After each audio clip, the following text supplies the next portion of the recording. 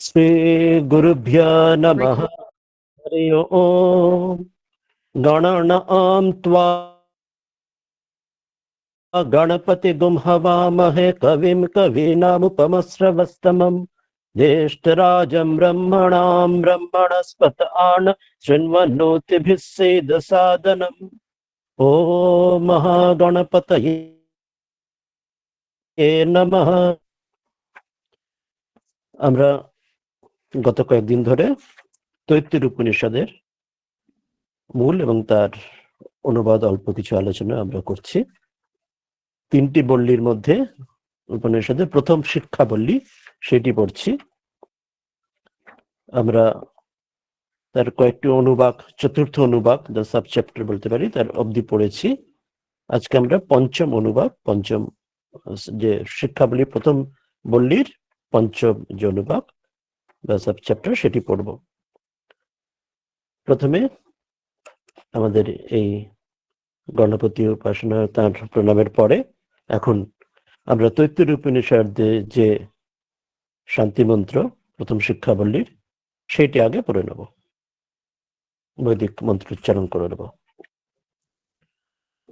ওম শন্নো মিত্র শন্বরুণঃ শন্নো ভবৎবর্য়মা শন্নো ইন্দ্রো বৃহস্পতিঃ শন্নো বিষ্ণুরুক্রমঃ নমো ব্রহ্মণে namaste bio त्वमेव प्रत्यक्षं ब्रह्मासि त्वामेव प्रत्यक्षं ब्रह्म वदिष्यामि ऋतं वदिष्यामि सत्यं वदिष्यामि तन्मामवतु तद्वक्तारमवतु अवतु माम् अवतु वक्तारम्। ॐ शान्ति शान्ति शान्तिः। हरि ओम्।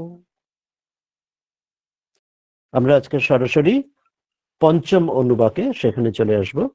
আগের অনুবাদগুলি আমরা আগে পড়েছি, যেখানে প্রথমে বৈদিক মন্ত্রোচ্চারণের নীতি নিয়ম নির্দেশের কথা পড়া হয়েছিল। এরপর সংহিতা উপাসনা আমরা পড়েছিলাম। তারপরে আমরা আরো কিছু যে সাধনার সহায়ক নানা আঙ্গিক থেকে, যেমন উদাহরণস্বরূপ যে বিদ্যার্থী ব্রহ্মচারী তাদের আগমনের বিষয় এবং আরো প্রাসঙ্গিক কিছু বিষয় সেগুলি আগের দিন পড়েছি। আজকে আমরা পঞ্চম অনুবাদটি প্রথমে বৈদিক মন্ত্রোচ্চারণ করে নেব, তারপর তার অনুবাদ এবং অর্থে চলে আসব। এই পঞ্চম অনুবাকের নাম দেওয়া হয়েছে ব্যাহিত্রী উপাসনম। ব্যাহিত্রী তার উপাসনা, তার যে আরাধনা, সেগুলো আমরা দেখব। এর মধ্যে ছোট করে ভাগ করে কয়েকটি মন্ত্র রয়েছে, মূল মন্ত্রগুলি পড়ব, তারপরে তার আমরা অর্থেতে আসব। আমরা স্ক্রিনে দিয়ে দিচ্ছি, আশা করি সেটা এখন দেখা সম্ভব হবে।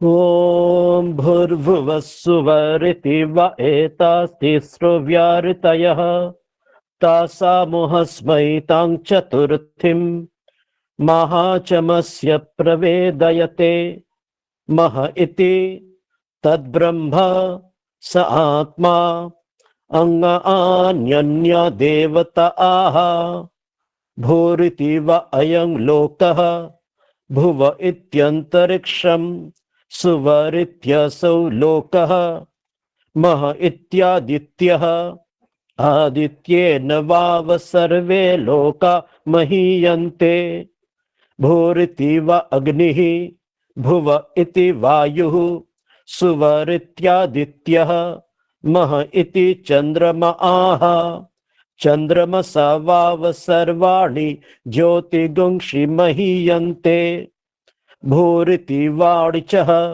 भुव इति सामानि सुवरिति यजुगुंषि मह इति ब्रह्मा ब्रह्मणा वाव सर्वे वेदा महीयन्ते भूरिति वै प्राणः भुव इत्यपानः सुवरिति व्यानः मह इत्यन्नम् अन्नेन वाव सर्वे प्राणा महीयन्ते ताव एतश्चतस्रश्चतुर्धा चतस्रश्चतस्रो व्याहृतयः तायो वेद स वेद ब्रह्म सर्वे एस्मै देवा বলিমাবহন্তি।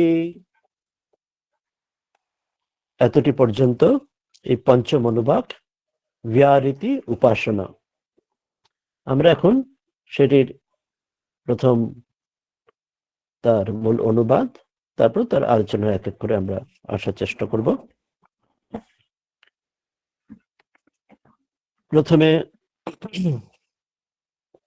আমরা তার মধ্যের প্রথম অংশ যেটুকু আমরা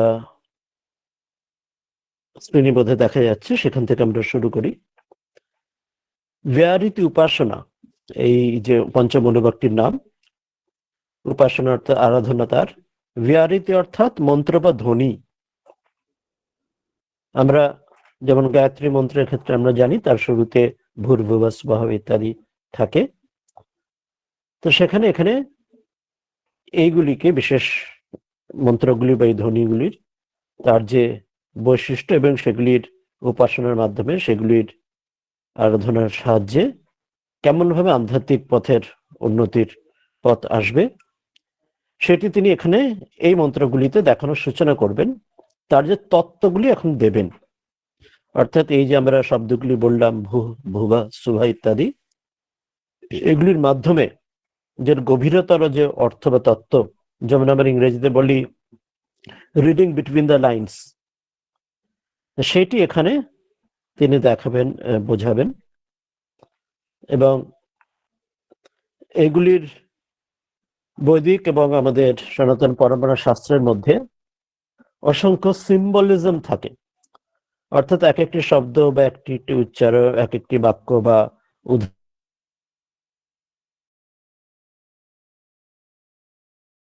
কোনো কাহিনী প্রসঙ্গ আসে, কখনো নানা ফিগারেটিভ সিম্বল, নানা রকম সায়েন্স সিম্বল আসে, সেগুলির মধ্যে দিয়ে গভীর অন্য কোনো তত্ত্ব, অর্থাৎ যেটি আক্ষরিক যে শব্দগুলি আসছে সেই আক্ষরিক শব্দটি তার ফাইনাল, অর্থাৎ তার শেষ অর্থ নয়, সেগুলির মধ্য দিয়ে তার গভীরে আরো কিছু বোঝানো হচ্ছে। তো সেটি যারা এই পরম্পরার সঙ্গে যারা পরিচিত, তারা সেই শব্দগুলির দ্বারা তাকে কি নির্দেশ করা হচ্ছে তারা বুঝে যান। আমাদের অনেক ক্ষেত্রে আমরা বৈদিক এই যে মন্ত্রগুলির থেকে আমাদের সংস্কৃতি এখন অনেকটা আমরা দূরে বা চলে এসেছি, বা তার সঙ্গে যোগাযোগ নেই বলে অনেক সময় আমাদের বুঝতে অসুবিধা হয় যে এটির দ্বারা কি বোঝানো হচ্ছে বা কেনই বা বোঝানো হচ্ছে বা কি করে তার সঙ্গে অন্য অর্থটি সম্পর্কিত। তা ভগবৎপাদ আদি শঙ্করাচার্য তিনি যে ভাষ্যের মাধ্যমে বিস্তৃত দেখিয়েছেন, তা আমরা সেটি অনুসরণ করে যে অর্থগুলি আমরা পাবো, তো সেগুলিতে এক একটি করে আমরা আসব। এই মন্ত্রগুলিতে কি আসবে, যে বিভিন্ন যে লোক, আমরা চতুর্দশ ভুবনের কথা আমরা জানি, যেমন বলা হয় স্বর্গ, মর্ত্য, পাতাল ইত্যাদি, এবং আরো চতুর্দশ ভুবনের কথা শাস্ত্রে আছে, আমরা পড়েছি। তো সেই সব সংক্রান্ত বিষয়, কিছু জ্যোতির সংক্রান্ত বিষয়, সেগুলি বিস্তারে আসছে পরে, বেদের সংক্রান্ত বিষয় এবং প্রাণের সংক্রান্ত বিষয়, এই ভূর্ভুবঃ স্বঃ, এবং আরো একটি আরেকটি আসবে ব্যাহৃতি বা ধ্বনি বা মন্ত্র। এই চারটির মাধ্যমে, চারটিকে মহাব্যাহৃতি বলা হচ্ছে, অর্থাৎ সেগুলি যে মন্ত্র বা ধ্বনির মধ্যে সেগুলি অত্যন্ত বিশিষ্ট, যেন এক নম্বরে বা শ্রেষ্ঠ বা অত্যন্ত, সেই জন্য শুধু ব্যাহৃতি না বলে তাকে আলোচনাতে তাকে মহাব্যাহৃতিও বলা হয়, অর্থাৎ তাদের মধ্যেও, ব্যাহৃতিদের মধ্যেও যেন এরা একদম সর্বোচ্চ বা সবার আগে। তো এইগুলি, এই মন্ত্রগুলি ভূর্ভুবঃ স্বঃ এবং মহ একটি আসবে, এর প্রয়োগের দ্বারা উপাসনার যে বিধি বা তত্ত্বগুলি আসবে, এবং তার যে পৃথক পৃথক ফল কি হবে সেটাও এখানে এই প্রথম এই পঞ্চম অনুবাকে দেখাবেন। এবং এরপরে আমরা এই উপনিষদ যখন আগে আরো পড়তে থাকবো, সেখানে তার উপাসনার নানা প্রকার ভেদ ইত্যাদিও আসবে।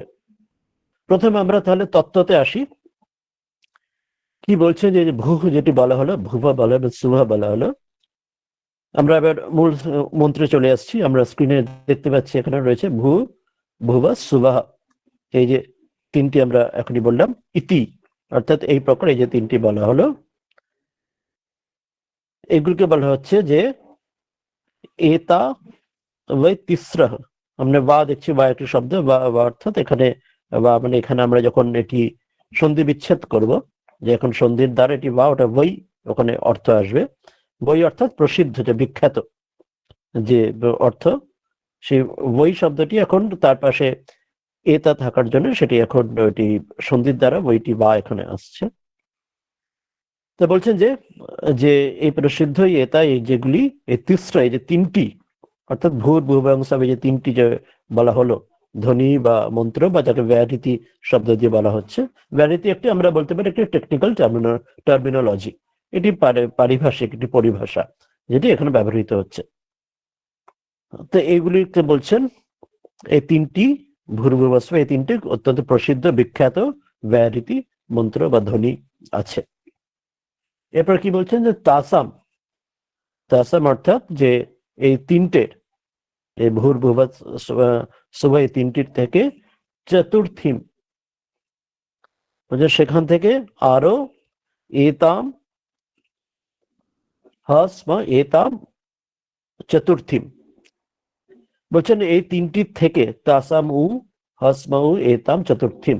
তাসাম উ এখানে আবার সন্ধি বিচ্ছেদ করলে আবার সেখানে তাসাম উ যেটা দেখছি সেটা তাসাম আলাদা করে আসবে, অর্থাৎ এই তিনটে চাইতে চতুর্থ আর ফোর্থ, চতুর্থী আরো একটি ব্যাহৃতি আছে, যার সেটি পরের বাক্যটিতে তার নাম বলা হচ্ছে, সেটির নাম হচ্ছে মহা ইতি। সেটা মহ নামে আরেকটি চতুর্থ, আরো একটি ব্যাহৃতি বা মন্ত্র বা ধ্বনি আছে। বলছেন যে এই মহ রূপ, যে মহ দাম দিয়ে যেই ব্যাহৃতি আরেকটি বলা হলো, সেটি যে মহ, তাকেই প্রসিদ্ধ বা তার যে বিখ্যাত কি নামে এটি বলছেন, এটি এতাম একে মহাচমস্য, মহাচমস্য মানে একজন ঋষির নাম। ঋষির নাম মহাচমস্য কেন? অর্থাৎ তিনি মহাচমস নামে আরো একজন ঋষি ছিলেন, তার পুত্র। তো মহাচমস যে ঋষি, তার যে পুত্র, তাকে মহাচমস্য বলা হচ্ছে। যে তার মহাচমস্য, যার মহাচমস ঋষির পুত্র মহাচমস, এখানে অর্থাৎ মহা, এখানে মা হয়ে আছে, মহাচমস হচ্ছে মহাচমসের সেই পুত্র দ্বারা প্রবেদয়তে, প্রবেদয়তে মানে স্ম মানে স্মরণ মানে অতীতকাল বলা হচ্ছে, আগের সময়। তিনি এই তার পুত্র, মহাচামস যে ঋষির যে পুত্র, যার নাম ছিল মহাচামস, সেই যে ঋষি, তিনি এটিকে প্রবেদয়তে মানে তিনি সবার আগে, ঋষির যে মন্ত্রদ্রষ্টা, সত্যদ্রষ্টা, তিনি সবার আগে এটি আবিষ্কার করেন বা ডিসকভার যেটি করেন, তিনি প্রথম সেটি জানতে পারেন, সেটি তার কাছে সেটি উদিত বা তার কাছে প্রকাশিত হয়, এই মহ, এই যে মন্ত্রটি বা এই যে ব্যাহৃতি বা এই ধ্বনিকে। বলছেন তৎ, এই যে মহ, যে চতুর্থ যেটি ব্যাহৃতি বা মন্ত্র বা ধ্বনি বলা হলো, এই চতুর্থ ব্যাহৃতি হচ্ছেন মহ ইতি তৎ ব্রহ্ম, তিনি হলেন ব্রহ্ম, এবং সাহা, এবং তিনি আত্মা, তিনি আত্মা, এবং সকল এর আগে যে ভূর্ভুবস্ব যেগুলি বলা হলো, তার তিনি হচ্ছে আত্মা। শুনতে আমাদের প্রথমটা বুঝতে অসুবিধা হচ্ছে, আমরা আগে প্রথমে মূল অনুবাদগুলো পড়ে নিই, তারপর আবার এখানে বিস্তারে ব্যাখ্যায় চলে আসবো। আগে শুধু মূল অনুবাদগুলো পড়ে নিচ্ছি। এবং এরপর বলছেন যে তিনি অন্য, যে অন্য সকল যে দেবতা যারা অঙ্গানি, যে অন্য সব দেবতা, তাদের এই মহ নামে যিনি যে ব্রহ্ম, তারই সকল অঙ্গ। এটি প্রথম মন্ত্রে এটি বলা হলো। তাহলে কি বলা হলো? এক কথায় আমরা ইংরেজিতে স্ক্রিনে দেখতে পাচ্ছি, বলছেন যে ভূর ভুবস্বাহা, এই তিনটে যাকে ব্যাহৃতি বলা হচ্ছে, যে ধ্বনি বা মন্ত্র, এটির খুব গভীর তাত্ত্বিক এটির তাৎপর্য আছে বলছেন। এবং এই তিনটি ছাড়াও আরো একটি আছে, যেটির নাম হলো মহা। এবং সেই মহা নামে যে ব্যাহৃতি বা মন্ত্র ধ্বনি, সেটি আবিষ্কার করেন, কে সেটি দ্বারা প্রকাশিত হয়? বলছেন মহাচামস্য ঋষি। মহাচামস্য তো নাম কেন না, বলছেন মহাচামস যিনি, তার পুত্রকে মহাচামস বলা হয়। মহাচামস ঋষির পুত্র মহাচামস, তিনি তার দ্বারা এই এই মহ নামে যে ব্যাহৃতি মন্ত্র, সেটি আবিষ্কৃত হয়েছিল।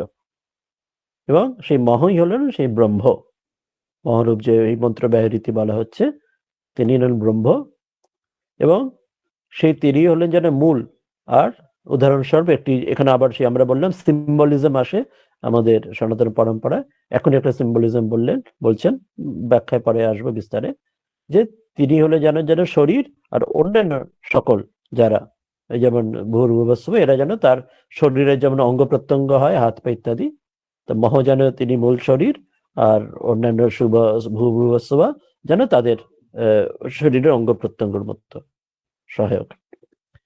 এরপরে আরো বলছেন যে ভূ ইতি বা অয়ম লোকঃ, বলছেন যে ভূ নামে ব্যাহৃতি, প্রথমে তো এই চারটে নাম বলে দিলেন, ভূর্ভুবস্সুঃ মহ এবং মহাচমস ঋষি আবিষ্কার করেছেন বলে দিলেন। এরপর আরো সেগুলিকে ব্যাখ্যা করে বিস্তারে আসছেন। বলছেন ভূ, এই যে ব্যাহৃতি, এই মন্ত্র, ইতি ওই অয়ম লোক, এর দ্বারা এই লোক, এই পৃথিবী লোক তাকে বোঝানো হয়। বা মানে এখানে ওই আবার সে হবে, সেটা এখানে সন্ধির কারণে এখানে বা আসছে, তা তার দ্বারা এখানে এই পৃথিবী লোক বোঝানো হয়। এবং ভুব ইতি, তার দ্বারা অন্তরিক্ষ লোক, অন্তরিক্ষম বলা রয়েছে, অন্তরিক্ষ বোঝানো হয়। এবং সুভার দ্বারা কি না, ইতি আসৌ লোক, আসৌ লোক অর্থাৎ তার ঊর্ধ্বে যে প্রসিদ্ধ যে স্বর্গলোক, সেটি বোঝানো হচ্ছে। এবং মহৎ দ্বারা কি বোঝানো হচ্ছে, মহৎ দ্বারা আদিত্য মানে সূর্য, আমরা অর্থ জানি, তো সূর্য বোঝানো হচ্ছে। এটি প্রত্যক্ষ, যেটি আমাদের এই মুহূর্তের যে আমরা যে লিটারাল যে মিনিং এখন বাক্যের, সেই অর্থগুলো প্রথমে আসছে, বিস্তার পরে দেখছি। তো তাহলে এই চারটি ব্যাহৃতির চারটি অর্থ দিলেন। এটার দ্বারা প্রথমটার দ্বারা বললেন এই পৃথিবীকে, দ্বিতীয় দ্বারা বললেন এই অন্তরিক্ষ, আর তৃতীয় দ্বারা স্বর্গ, এবং মহৎ দ্বারা আদিত্য বা সূর্য বোঝানো হচ্ছে। বলছেন যে আদিত্য না, এই সূর্যের দ্বারা বাবা, সূর্যের দ্বারাই, আদিত্য দ্বারা সর্বে সমস্ত লোকাহা, সমস্ত যে লোক, যে আগের যে তিনটি লোক বললেন, পৃথিবী লোক, অন্তরিক্ষ লোক, স্বর্গলোক, মহীয়ন্তে, তার দ্বারা মহিমান্বিত হয়। এটি প্রথমে, এই অংশটি প্রথমে এখানে বললেন। এরপরে আমরা পরেরটাতে চলে আসি, আগে মন্ত্রগুলো পড়ে নি, তারপরে বিস্তারে আসবো। পরে মন্ত্রতে বলছেন যে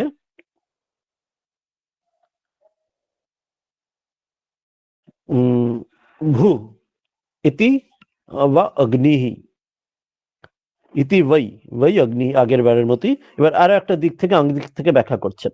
প্রথমে ভূর্ভুবস্সু মহকে চারটি অর্থ দিলেন, যে পৃথিবী, অন্তরিক্ষ লোক, স্বর্গ এবং আদিত্য বা সূর্য।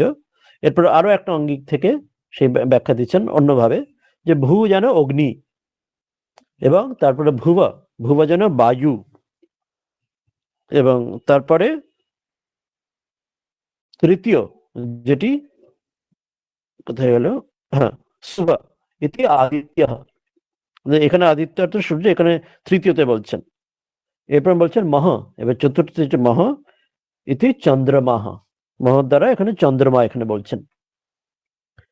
চন্দ্রমাসা, যে চন্দ্রমা দ্বারা বাবহি, আগের বার মতো সর্বাণী, এই সমস্ত কিছু, জ্যোতিষী মহিয়ন্তে, এই সমগ্র যে জ্যোতিগুলি একটু মহিয়ন্তে বা মহিমা যুক্ত হয়। তাহলে আগের মন্ত্রটিতে কি দিয়ে বোঝানো হলো, বললেন যে পৃথিবী লোক, অন্তরিক্ষ লোক, স্বর্গলোক এবং এরপরে সূর্যলোক, এগুলি প্রথমটাতে বললেন। দ্বিতীয় ভাবে ব্যাখ্যা করছেন আর একটা অন্যভাবে, তখন বলছেন যে ভূর্ভুবস্সু হচ্ছে যেন অগ্নি, এবং তারপরে বায়ু, তারপরে আদিত্য, এবং চতুর্থ তখন চন্দ্রমা। এরপরে আবার একটা ভাবে ব্যাখ্যা আসবে এটা পরের মন্ত্রটিতে। এখানে আমরা পড়ে নিলাম যে bhu is fire, bhuva is air, suva is sun, maha is moon, indeed it is by the moon that all vitalities thrive.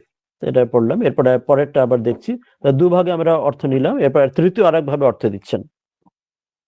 এখানে কি বলছেন না, ভুব ইতি বা ঋচঃ, ঋচ অর্থাৎ ঋগ্বেদ,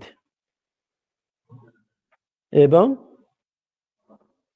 ভূইতি এবার ঋচ ভুবইতি সামানি, এবং ভুবার মাধ্যমে সামানি মানে সামবেদ, তাকে বোঝানো হচ্ছে। তারপরে সুবাহ, যে সুরা, তার দ্বারা কি বোঝানো হচ্ছে, না, ইতি যজুংসি, আচ্ছা যজুর্বেদ বোঝানো হচ্ছে। অর্থাৎ এখানে এবারে ভূর্ভুবস্বকে এইভাবে বোঝাচ্ছেন, তিনটি বেদ যেন ঋগ সাম যজুর, এই তিনটি বেদ, এই তিনটির দ্বারা যেন একে অন্তর্ভুক্ত হয়ে তাকে বোঝানো হচ্ছে। এবার এখানে মহ কি, এখানে মহতে একদম বলে দিচ্ছেন মহ ইতি ব্রহ্ম, যেটা আগে প্রথমে বলেছিলেন, একদম শুরুতে বলেছিলেন, যেটা আমরা তখন পড়েছিলাম যে মহাচমস্য ঋষি তিনি আবিষ্কার করেছেন মহ, সেটি ব্রহ্ম। তো এখানে প্রত্যক্ষ বলে দিচ্ছেন যে এই মহই হচ্ছেন ব্রহ্ম, এবং ব্রহ্মরা যে এই ব্রহ্মের দ্বারাই বাবাহি, তার দ্বারাই সার্ভে সমস্ত এই যে বেদাহা, যে বেদ বলা হলো, সে সকল কিছু মহীয়ন্তে, সেগুলো মহিমামান হয়। তো এটা তৃতীয় প্রকারে ব্যাখ্যা দিলেন। এরপর আরো একটা ব্যাখ্যা দেবেন চতুর্থ প্রকারে। তাতে কি বলছেন, ভূ ইতি বৈ প্রাণ, বলছেন ভূ মানে এখানে যে এই যে ব্যবহৃতি বা মন্ত্র, তাকে বা প্রাণ বলে বলছেন। এবার ভূবর দ্বারা অপান বলছেন, সুবৈতি জ্ঞান বলছেন। আমরা পঞ্চপ্রাণ পঞ্চবায়ুর ক্ষেত্রে আমরা জানি প্রাণ, অপান, ব্যান এবং আরো অন্যান্য আছে, উদাহরণ সমান ইত্যাদি। এখানে তিনটি বায়ুর কথা বললেন, প্রাণ, অপান, ব্যান। আর এখানে মহৎ দ্বারা কি বলছেন, মহ ইতি অন্নম, মহৎ দ্বারা বলছেন যে অন্নকে এখানে বোঝানো হচ্ছে, এইভাবে ব্যাখ্যা দিলেন। এবং অন্নেন বা এই অন্নের দ্বারাই সার্ভে সমস্ত সকল যে প্রাণা, এই যে প্রাণগুলি মহীয়ন্তে বা মহিমাযুক্ত হন। এইভাবে চার ভাবে ব্যাখ্যা নিলেন। এরপরে এটি তিনি এই পঞ্চম অনুবাকটা তিনি উপসংহার করছেন এগুলো দিয়ে, যেটা বলবেন সেটা বলছেন যে তাহা বে, যে এই যে চারগুলি বলা হলো, ওই এ তাহা, এই যেগুলো সবগুলো বলা হলো, চতস্রহ, এই চারটে ব্যবহৃতি যেগুলি বলা হলো, এগুলি চতুর্ধা, এগুলি চার প্রকারের। আমরা এক্ষুনি তো পড়লাম যেগুলি চার প্রকারের ছিল, যে প্রথমবারে এক এক দিক থেকে ব্যাখ্যা করা হলো, কখনো এই আকাশের সঙ্গে, কখনো আদিত্যর সঙ্গে, কখনো বেদের সঙ্গে, কখনো প্রাণ অপানের সঙ্গে, বলাই হলো এক্ষুনি। তো সেটা এখানে মনে করে বলে দিচ্ছেন যে উপসংহারে, যে চারটে ব্যবহৃতি এরকম চার প্রকার আছে, সেই জন্য এই চতস্র এই এক একটার চার চার ভেদ এর হওয়ার ফলে এই যে ব্যবহৃতা এগুলি সব মিলে তাইও বেদ, তো উনকো যে জানে ঠিক ঠিক এইভাবে তার যে তত্ত্বগুলি, যেটা এখনই আমরা পড়লাম যে ব্যবহৃতি, তার যে বাস্তবিক তার তাৎপর্য কি, শব্দগুলি তো আমরা পড়লাম, কিন্তু তার ঠিক গীতা কি বোঝাতে চাইছেন এগুলির দ্বারা, এই চার রকম ভাবে যেগুলো উদাহরণগুলো দিলেন, সে যে ঠিক ঠিক সে বেদে যে ঠিক ঠিক সেটা জানে বোঝে, সে তত্ত্ব সে ঠিক জানলে সে সাহা বেদ ব্রহ্ম, বলছেন সে ব্রহ্মকে সে জানতে পারে, সে অর্থাৎ ব্রহ্মবিদ হয়, সে তাকেই স্বয়ং জানতে পারে। যখন এটি ঠিক ঠিক যখন সে তত্ত্বতে জানতে পারে, সে ব্রহ্মবিদ, সে অর্থাৎ ঈশ্বরলাভ বা আত্মা সাক্ষাৎকার সে হয়, করে, জানে। বলছেন সর্বে অস্মৈ, সর্বে সমস্ত অস্মৈ, এই ব্রহ্মবেদ এর জন্য, এই যে ব্রহ্মবিদ যিনি জীবনমুক্ত স্থিতপ্রজ্ঞ এমন যে মহাপুরুষ, যিনি এই একে ঠিক ঠিক ভাবে ব্যবহৃতি তত্ত্বকে যে জেনেছেন, তাকে সকল যে দেবাহা, সকল যে দেবতা তার জন্য বলিম, বলিম মানে তার জন্য যে উপহার, সেগুলি যেন গিফট যেন তার জন্য আবাহন্তি, তার জন্য সমর্পণ করেন বা তার জন্য নিয়ে আসেন। তাহলে এটি বলা হলো যে এই this ever mention four are themselves fourfold, এই চার রকম যে শুভ, ভূর্ভুব, সুয়া এবং মহ, চার রকম ব্যবহৃতি, প্রত্যেকটা যে চারটে ভাগ উদাহরণ দেওয়া হলো, এবং সবগুলি মিলিয়ে যে এটি জানতে পারে তত্ত্বটা ঠিক ঠিক ভাবে, তিনি ব্রহ্মকে জানেন, এবং সকল দেবতারা তার জন্য যেন উপহার যেন নিয়ে আসেন। এটির দ্বারাই পঞ্চম অনুবাকটি শেষ হলো। এরপর আমরা এটির একটু আলোচনাতে আসবো। আমরা এখন যেটা শুনলাম আমাদের কাছে খুব বুঝতে তো অসুবিধা মনে হলো, যে ঠিক কি বোঝাতে চাইছেন এটার মধ্যে দিয়ে, ঠিক কি ব্যাখ্যা এটার মধ্যে দিয়ে, বা এটার উপযুক্ত অর্থটি। এটি যে নামই ছিল পঞ্চম অনুবাকের, আমরা বলেছিলাম যে ব্যবহৃত উপাসনা। তো এই ব্যবহৃতিগুলোর দ্বারা আমরা যেন আরাধনা করছি, কার আরাধনা? একই ব্রহ্মেরই আরাধনা, ঈশ্বরের আরাধনা করা হয়। যেমন একটি শ্লোক আছে না, আমরা শুনেছি যে ওই আকাশাৎ পতিতম তোয়ম সাগরম প্রতিগচ্ছতি সর্বদেব নমস্কারম বিষ্ণু পাদগচ্ছতি, অর্থাৎ আকাশ থেকে যেটা জল যেটি পড়ে সেটি, যেটা অর্থ বৃষ্টি যে পড়ছে, তার শেষ যে গতি সে গঙ্গা নদী নালা যেখান থেকে গিয়ে সেটি সাগরের দিকেই শেষে ধাবিত হয়। আর সেইভাবে সকল দেবদেবীতে যা কিছু নমস্কার করা হয়, প্রণাম জানানো হয়, পূজা দেওয়া হয়, শেষে সেই এক পরব্রহ্মই তিনি আছেন, ঈশ্বরই আছেন, ভগবান আছেন, তার পায়ে গিয়েই পৌঁছয়। আমরা জানতে বা জানতে তিনি গ্রহণ করেন, কারণ সেই একই তিনি আছেন। তা এখানে বলছেন যে এই যে নানা রকম ভাবে যে ব্যাখ্যা করলেন, কোনো কখনো লোকের মাধ্যমে, জ্যোতির মাধ্যমে, বেদের মাধ্যমে, নানা রকম প্রাণের মাধ্যমে, মহ 4 রকম যে ব্যাহৃতি, যাকে ব্যাহৃতি এখানে বললেন, আর কিভাবে তার তত্ত্ব, তাদের উপাসনার যে তত্ত্বগুলি এবং তার যে করলে তার কি ফল হয়, যেটা এক্ষুনি যেটা জানালেন। এবার আমরা এক একটি করে প্রথমটা থেকে শুরু করব, তাদের এবার আমরা অর্থগুলো এবার বিস্তার একটু আলোচনায় আসবো। এখান থেকে, হ্যাঁ। তাহলে প্রথমে কি বললেন যে এই ভূ নামে, ভুবা নামে এবং সুভা নামে এই যে প্রসিদ্ধ এই যে সব 3টি ভ্যারিটি বলা হচ্ছে। ভ্যারিটি আমরা বলেছি টেকনিক্যাল টার্মিনোলজি, পরিভাষা। যে ভ্যারিটি মানে এই যে মন্ত্র বা ধ্বনি যেটি বলা হচ্ছে অত্যন্ত স্যাক্রেড বা হোলি, বলছেন তাদের তুলনায় এই 3টি তো আছে না, তাদের তুলনায় আরো একটি আছে, আরো একটি প্রসিদ্ধ আছে, যার নাম হচ্ছে মহ নামে আরো একটি প্রসিদ্ধ, একটি চতুর্থ আর ভ্যারিটি আছে। অর্থাৎ এখানে সব মিলিয়ে প্রথমে 3টি ভ্যারিটি বলে, তারপর তাদের চেয়ে আর একটু বিশিষ্ট একটি ভ্যারিটি আছে, সেই ভ্যারিটির নাম হচ্ছে মহ। এবং বলছেন যে সেই মহরূপ যে ভ্যারিটিকে কি আবিষ্কার করেছিলেন, বলছেন মহাচমস, যিনি মহাচমসের পুত্র, যে মহাচমস যে ঋষি, যে তিনি সেটি প্রথম জেনেছিলেন। বেদের যা আমরা ঋষিদের জানি, তাদের কি বলা হয়, মন্ত্রদ্রষ্টা বা সত্যদ্রষ্টা। অর্থাৎ তারা এইগুলিকে তারা জানতে পারেন, তারা যেন সেই মন্ত্রগুলি যেন দর্শন করছেন বা সত্য তাদের হৃদয় প্রতিভাত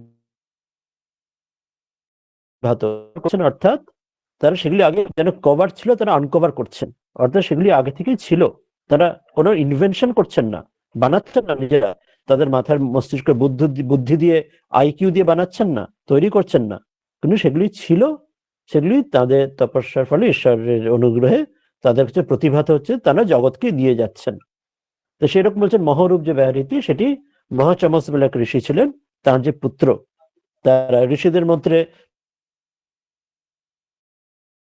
কেউ কেউ ছিলেন অর্থাৎ সন্ন্যাসী ছিলেন, কেউ কেউ আবার সংসারী গৃহস্থ ছিলেন, তারাও ঋষি ছিলেন, 2 প্রকারই। তো এখানে তেমন একজন গৃহস্থ ঋষির কথা বলা হচ্ছে, যার নাম ছিল মহাচমস। সে মহাচমসের যে পুত্র, তার নাম ছিল মহাচমস। মহাচমস থেকে মহাচমস, তিনি এটি প্রথম জেনেছিলেন। এটি কেন তার কথা এখানে বলে দিলেন, তার কথা এখানে উল্লেখ করার এখানে উদ্দেশ্যটি এটি হচ্ছে যে আমরা যখন এমন উপাসনা তাতে যখন করব, আমাদের পঞ্চমহাযজ্ঞ, পঞ্চঋণের কথা আমাদের বলা হয়, আমরা শাস্ত্রাগে পড়েছি, জানি পঞ্চমহাযজ্ঞ, পঞ্চঋণ। তো সেখানে দেব ঋণ, ঋষি ঋণ, পিতৃঋণ ইত্যাদির কথা প্রশ্ন আসে। তো এখানে ঋষি ঋণের কথা মনে করে দিয়েছে, অর্থাৎ ঋষিদের জন্য স্মরণ করি যে তারা দিয়েছেন বলে আমরা এটা পাচ্ছি। অর্থাৎ we should have gratitude towards them, যেন তাদের কৃপাতে এটা আসছে, যেন মনে থাকে। যেন সেই জন্য এখানে তার নামটা দিয়ে দেওয়া হলো, যেন আমরা যখন আমরা এগুলি করব, যখন আমরা ঠিক যেমন আমরা যখন ইষ্টের নাম গুরু দিয়েছেন বলে আমরা গুরুর প্রতি আমাদের ইটারনালি আমাদের গ্র্যাটিটিউড, উই আর গ্রেটফুল। তো সেইভাবে তিনি ইষ্টের নাম শুনিয়েছেন বলে এখানেও তাই, যে তিনি শোনাচ্ছেন বলে, তিনি দিচ্ছেন বলে, তার কাছে আমাদের উপাসনা, তাকে স্মরণ করা, তার প্রতি আমাদের কৃতজ্ঞতা যাপন করা, সেটি আমাদের যে উপাসনার অঙ্গ, সেটি হয়। তো সেটি আমাদের একটা যেন মরাল বা এথিক্যাল একটা আমাদের অ্যাটিচিউড বা আমাদের কেমন করণীয় কর্ম, সেটাও এটার মধ্যে দিয়ে বুঝিয়ে দেওয়া হলো, এটা করা উচিত। সেটা মনে ওই কারণে তার নামটা এখানে উল্লেখ করা হলো, যেন আমরা যেন যে নিজের যাতে অহংকারে প্রমত্ত না হয়ে, যে আমরা এত কিছু জেনে গেলাম, কিন্তু আমরা যেন তার প্রতি, তাদের প্রতি, এর আগে মহাপুরুষ ঋষিদের প্রতি যেন আমাদের যে ঋণ রয়েছে সেটা যেন স্বীকার করি। এরপর বলছেন যে সে মহরূপ যে ব্যাহৃতি বা মন্ত্র, এই মহাচমস ঋষির পুত্র যিনি আবিষ্কার করলেন, জানলেন, বলছেন সেই মহই হলেন, সেটি হচ্ছে ব্রহ্ম। সেটি হলেন ব্রহ্মের আর এক নাম, যেন তিনি হলেন ব্রহ্ম। এখানে আমরা চারটি শব্দ শুনলাম, ভূর্ভুবঃ সুবঃ আর মহাব্রহ্ম। কি করে সেই ব্রহ্ম সেটি হচ্ছেন সেটি এখন ব্যাখ্যায় আসেননি, সেটির জন্যই পরের মন্ত্রগুলি আসবে। এখন বলছেন এবং তিনি শুধু ব্রহ্ম তো বটে এবং তিনি আত্মা, তিনি আত্মা বটে এবং অপর সকল যারা তারা হলে যেন তার শরীরের অঙ্গ। যেমন একটা শরীরের মধ্যে হাত থাকে, পা থাকে, আমাদের হাতের আঙুল থাকে, আঙুলের নখ ইত্যাদি থাকে। তো সেরকম বলছেন মহ যেন তাহলে মূল, তিনি ব্রহ্ম এবং তিনি হলেন আত্মা, এবং তিনি যেন মূল হচ্ছেন এবং তার সকল অপর যে সবগুলি ভূর্ভুবস্সু ইত্যাদিগুলি যেন তার শরীরে যেমন অঙ্গ স্বরূপ হয়। তো এখানে একটা ওই সিম্বলিজম আবার দিলেন যে যেন ইনি মূল, মহমূল, এবং তার সঙ্গে ভূর্ভুবস্সু তার যেন সহায়ক। এক শরীরের ক্ষেত্রে যেমন নানা ওই অঙ্গ হয় আর মূল শরীরের, তো এটাও তাই অন্যরা অঙ্গরূপ রয়েছে, তার সাপোর্টিভ যেন রয়েছে, আর ইনি হলেন মূল। আত্মা শব্দের একটা অর্থ এখানে আছে, আমরা এখানে মানে আত্মা শব্দের যেটা পারিভাষিক অর্থ, যেটি আত্মা শব্দের যে বলা হয়, এটা আপ ধাতু থেকে, অর্থাৎ সংস্কৃত যে এই বিভিন্ন শব্দকোষের বিভিন্ন শব্দের যে মূল অর্থ, আপ একটি ধাতু থেকে আত্মা শব্দটি আসছে, আপ ধাতু থেকে। তো আপ ধাতুটা হচ্ছে ব্যাপ্তিরূপ ক্রিয়াবোধক, এটি ব্যাপ্তি, অর্থাৎ ব্যাপ্তি মানে ওটা যে বিস্তার, ওটা ব্যাপ্ত, আমরা বলি না ব্যাপ্ত হয়ে রয়েছে, অনেক দূর ব্যাপ্ত, পরিব্যাপ্ত রয়েছে। অর্থাৎ আত্মা শব্দের দ্বারা এখানে তিনি যে ব্রহ্ম এবং তিনি যে আত্মা, তো সেই শব্দটা এখন বলে দিচ্ছেন যে ব্রহ্ম শব্দের যেমন অর্থ আমরা জানি, ওটা ব্রহ্ম মানে বৃহৎ, যিনি বৃহৎ, অর্থাৎ তার চেয়ে বড় আর কিছু হয় না, তিনি বৃহৎ মানে সর্ববৃহৎ তিনি। আর আত্মা শব্দের অর্থ তার ব্যাপ্ত, যিনি ব্যাপ্ত হয়ে রয়েছেন, যিনি কোথাও যেন সংকুচিত নয়, তিনি ব্যাপ্ত, অর্থাৎ ব্রহ্ম যা, তিনি যে আত্মা, সেটিরই পর্যায়বাচী অন্য শব্দ জীবা ব্রহ্মৈবা না পারে, সেটি এখানে ওইভাবে অর্থতে বুঝিয়ে দিচ্ছেন যে যিনি ব্রহ্ম বৃহৎ, যে তার তিনি বৃহৎ মানে তিনি সর্বকিছু ব্যাপ্ত হয়ে ব্যাপী রয়েছেন। আর যিনি আত্মা, আত্মা শব্দের অর্থ তাই যে আপ ধাতু থেকে, যার অর্থ হচ্ছে ব্যাপ্তি, তিনি সেই জন্য সবকিছু তিনি ব্যাপ্ত হয়ে রয়েছেন। আবার যে মহ শব্দকে যখন বলছেন, মহ মানে ব্রহ্ম, এখানে যেখানে বললেন, মহ শব্দেরও একটি অর্থ আছে, যে মহানম অর্থাৎ বৃদ্ধি বা পুষ্টি।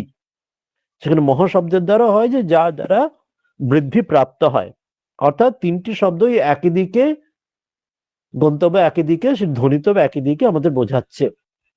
আত্মা দ্বারা ব্যাপ্ত বোঝানো, ব্যাপ্তি বোঝানো হচ্ছে, ব্রহ্ম দ্বারা বৃহৎ বোঝানো হচ্ছে, আর মহ শব্দের দ্বারা মহানম বা বৃদ্ধি বা পুষ্টি, যেটি বৃদ্ধি, যার দ্বারা বৃদ্ধি প্রাপ্ত হয়, সেটি বোঝানো হচ্ছে। অর্থাৎ মহ শব্দ, ব্রহ্ম শব্দ এবং আত্মা শব্দ তিনটি একই দিকে ইন্ডিকেট করছে, সবাই সেই একই পরম সত্তা, পরম তত্ত্ব ভগবানকে, তাকে, ঈশ্বরকে, তাকে, পরমাত্মাকেই তাকে জানাচ্ছে, ডিনোট করছে। তো এই জন্য তিনটি আলটিমেটলি এখানে যেন পর্যায়বাচী শব্দ হচ্ছে, মহ যা, ব্রহ্ম তাই, আত্মা তাই। এবং এখানে উদাহরণ তো দিয়ে দিলেন যে মহ যেন তিনি যেন মূল শরীরের মতো, এবং তার অঙ্গ প্রত্যঙ্গ শরীরের হাত পার মতো, ভূর্ভুবস্সু ইত্যাদি হলেন তার যেন অঙ্গ এক একটি। তাহলে প্রথম মন্ত্রটাতে এইটুকু অন্তত স্পষ্ট আমাদের হলো, যে চারটি নাম বললেন, তার মধ্যে চতুর্থ যে মহটা অত্যন্ত বিশিষ্ট, মহাচমস্য, মহাচমস্য ঋষির পুত্র, তিনি জানলেন, আবিষ্কার করলেন, এবং শরীরের অঙ্গ প্রত্যঙ্গের মতো মহ হচ্ছেন মূল, ভূর্ভুবস্সু তার যে অঙ্গ প্রত্যঙ্গ, এবং মহ বা ব্রহ্ম আত্মা, অর্থাৎ তিনি সর্ববৃহৎ বা তিনি সর্বব্যাপ্ত, তিনি দ্বারাই তাকে এখানে বোঝানো হচ্ছে। এরপর দেখলো চার প্রকারে এই ব্যাখ্যাগুলি এবার করা হবে, তত্ত্বগুলো নেওয়া হবে। চারটে প্রকার কি কি? প্রথমটা যখন আমরা মূলটা বুঝলাম, যেটি প্রথম মন্ত্রতে, এরপর এগুলো পরপরগুলো আমাদের সহজ বুঝতে সহজ হবে।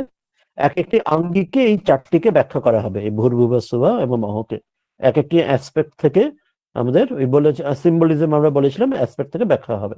প্রথম অ্যাসপেক্টটা কি বলছেন না, এই মহ দ্বারা প্রথমে ভূ যেটা বললেন, এই ভূর দ্বারা প্রথমে এই লোক বোঝানো হলো, তারপরে ভূভার দ্বারা অন্তরিক্ষ লোক বোঝানো হলো, সুভার দ্বারা অন্য যে ওই স্বর্গলোক বোঝানো হলো, এবং মহৎ দ্বারা আদিত্য বোঝানো হলো বললেন, এবং এই আদিত্যর দ্বারাই সবকিছু সর্বে লোকাহা, সমগ্র লোক যেন মহিমান্বিত হয়ে রয়েছেন। এটা তো একটা সহজ, আমরা আক্ষরিক একটা অর্থ আমরা অর্থ পেলাম, যেন আমরা এই ফিজিক্যাল এই যে এই জগৎটি প্রথমে ভূত দ্বারা বোঝানো হলো, এই ফিজিক্যাল যে আমরা যেমন এই জগতে রয়েছি সেটি, আর তারপরে পরেরটিতে এই অন্তরিক্ষ মানে আমাদের এই পৃথিবীর ওপরে যে এই স্কাই যেটা আমাদের রয়েছে, যেটাকে বলি আমরা, সেটি, এবং তারপরে স্বর্গলোক, যেটি আমাদের এটার পারে, যেটিকে আমরা প্রত্যক্ষ দেখতে পাচ্ছি না, যেটি শাস্ত্রে রয়েছে সেটি, এবং আদিত্য, যেমন আকাশে আমরা যেমন সোলার সিস্টেম, যেমন দূরে সূর্যকে দেখি, তো সেখানে তাকেও সর্বোচ্চ মহিষ নেওয়া হচ্ছে, এবং বললেন এই আদিত্যর দ্বারাই সমস্ত লোকগুলি যেন মহিমান্বিত হয়েছে। ঠিক যেন ফিজিক্যাল লেভেলে যদি আমরা ভাবি যে যেমন জলই জীবন এবং সূর্য বলা হয়েছে সূর্যের আলোকের দ্বারাই সেখানে পৃথিবীতে এবং জীবন রয়েছে, অর্থাৎ সূর্য রয়েছেন বলে পৃথিবীর চারপাশে পরিক্রমা করছেন ইত্যাদি। এই যে অ্যাস্ট্রোনমিক্যাল এই যে ট্রুথ যেটি, সেদিক দিয়ে বললে অর্থাৎ তিনি সূর্যের দ্বারাই সমস্ত সোলার সিস্টেম যেন ধারণ করে রয়েছে, সেই অর্থ দিয়ে একটা উদাহরণ নেওয়া হলো। আগের অর্থটা যেমন বলেছিলেন যে এই শরীরের অঙ্গ প্রত্যঙ্গ মহ যেন মূল, বাকিগুলো ভূর্ভুবস্ত অঙ্গ প্রত্যঙ্গ, এখানে বলছেন যেন সোলার সিস্টেমের মতো যারা সূর্য তার মূল, এবং তার এক একটি ভূর্ভূতে পৃথিবী লোক, অন্তরিক্ষে মহাকাশ তার পাশে, এবং স্বর্গলোক যেটি সুভা, সেটি এই তার দ্বারা সোলার সিস্টেম যেন তাকে যেন সকলকে তাকে ধারণ করে রয়েছেন, এবং তার দ্বারাই সেই প্রত্যেক জগতে প্রত্যেকটি লোকেতে যেন প্রাণ রয়েছে, তার দ্বারাই যেন মহিমান্বিত রয়েছে, এই অর্থ একটি দিলেন। এটা খুব ফিজিক্যাল একদম থর অর্থে, যেটা আমরা রিলেট করতে পারি ফিজিক্যাল অ্যাস্ট্রোনমিক্যাল আমাদের স্ট্রাকচারের সঙ্গে, যেমন আগেরটাতে শরীরের জন্য বললেন। এরপর একটু সিম্বলিজম একটু গভীরে গেলে এটি আর একটা দিকে অর্থ নেওয়া যায়, সেটা হচ্ছে এই যে অয়ম লোক ভূ দ্বারা এই যে এই লোক বলা হলো, এই লোক মানে ওটাতে আমরা সবকিছু জগতের ক্ষেত্রে যেমন ইমানেন্ট এবং ট্রান্সেন্ডেন্ট হয়, অর্থাৎ আমরা স্বসংবদ্ধ পরসংবদ্ধ, আমাদের এই যখন ইন্ডিভিজুয়াল অ্যাসপেক্ট হয়, কালেকটিভ অ্যাসপেক্ট হয়। কালেকটিভ অ্যাসপেক্টের ক্ষেত্রে আমরা এক্ষুনি ওই পৃথিবী, অন্তরিক্ষ, স্বর্গ, সূর্য এগুলি বললাম। এবার ইন্ডিভিজুয়াল অ্যাসপেক্টের ক্ষেত্রে আমরা যদি আরো আমাদের চক্ষু বা আমাদের আমাদের চিন্তা ভাবনা কেন্দ্রিত করে নিজের দিকে যদি নিয়ে আসি, নিজের দিকে আরো ঘুরে তাকে ফিরে তাকাই, তাহলে তাকে কি করে ব্যাখ্যা নেব সেটি বলছেন আরো গভীরে। এবার আস্তে আস্তে তিনি গভীরের দিকে যাচ্ছেন, বলছেন সেখানে এই ভূর অয়ং লোকের দ্বারা আমার এই শরীরটাই বোঝানো যেতে পারে, মানে অন্যভাবে যদি আমি ব্যাখ্যা নিই, অর্থাৎ আগেরটাতে বললেন যে এগুলি ভূর্ভুবস্ত দ্বারা এই পৃথিবী এবং অন্তরিক্ষ লোক স্কাই এবং স্বর্গলোক এবং আদিত্য দ্বারা সূর্য বোঝানো হলো। এরপর বলছেন অন্যভাবে নিলে আমরা এই ভূর দ্বারা এই আমার যে শরীর সেটি নিতে পারি। সেক্ষেত্রে হলে ভূবত দ্বারা কি হবে? ভূবত দ্বারা হবে আমার যে যেটাই যে আমার যে অন্তরিক্ষ, অর্থাৎ আমার যে হৃদাকাশ, হৃদয়ের মধ্যে যে আকাশ, যেখানে আমরা গুরু যখন ধ্যান করতে বললেন, আমরা যা ধ্যান করি হৃদয় ডঙ্কা মানে জায়গা, শ্রীরামকৃষ্ণ বলছেন যে গুরু বলছেন ইষ্ট সেখানে বসে আছেন, অষ্টদল রক্তপদ্মে বসে আছেন, যেটা আমরা কল্পনা করছি, বাইরে দেখতে পাচ্ছি না, কিন্তু আমরা গুরু কল্পনা তিনি বলে দিচ্ছেন, অর্থাৎ এই ফিজিক্যাল এই শরীরের ভেতরে আমরা সাধনের সময় করি। তো সেই হৃদাকাশ, হৃদাকাশ আমরা হচ্ছে ভূভার দ্বারা বোঝানো হলো। এবার সুভার দ্বারা কি বোঝানো হচ্ছে?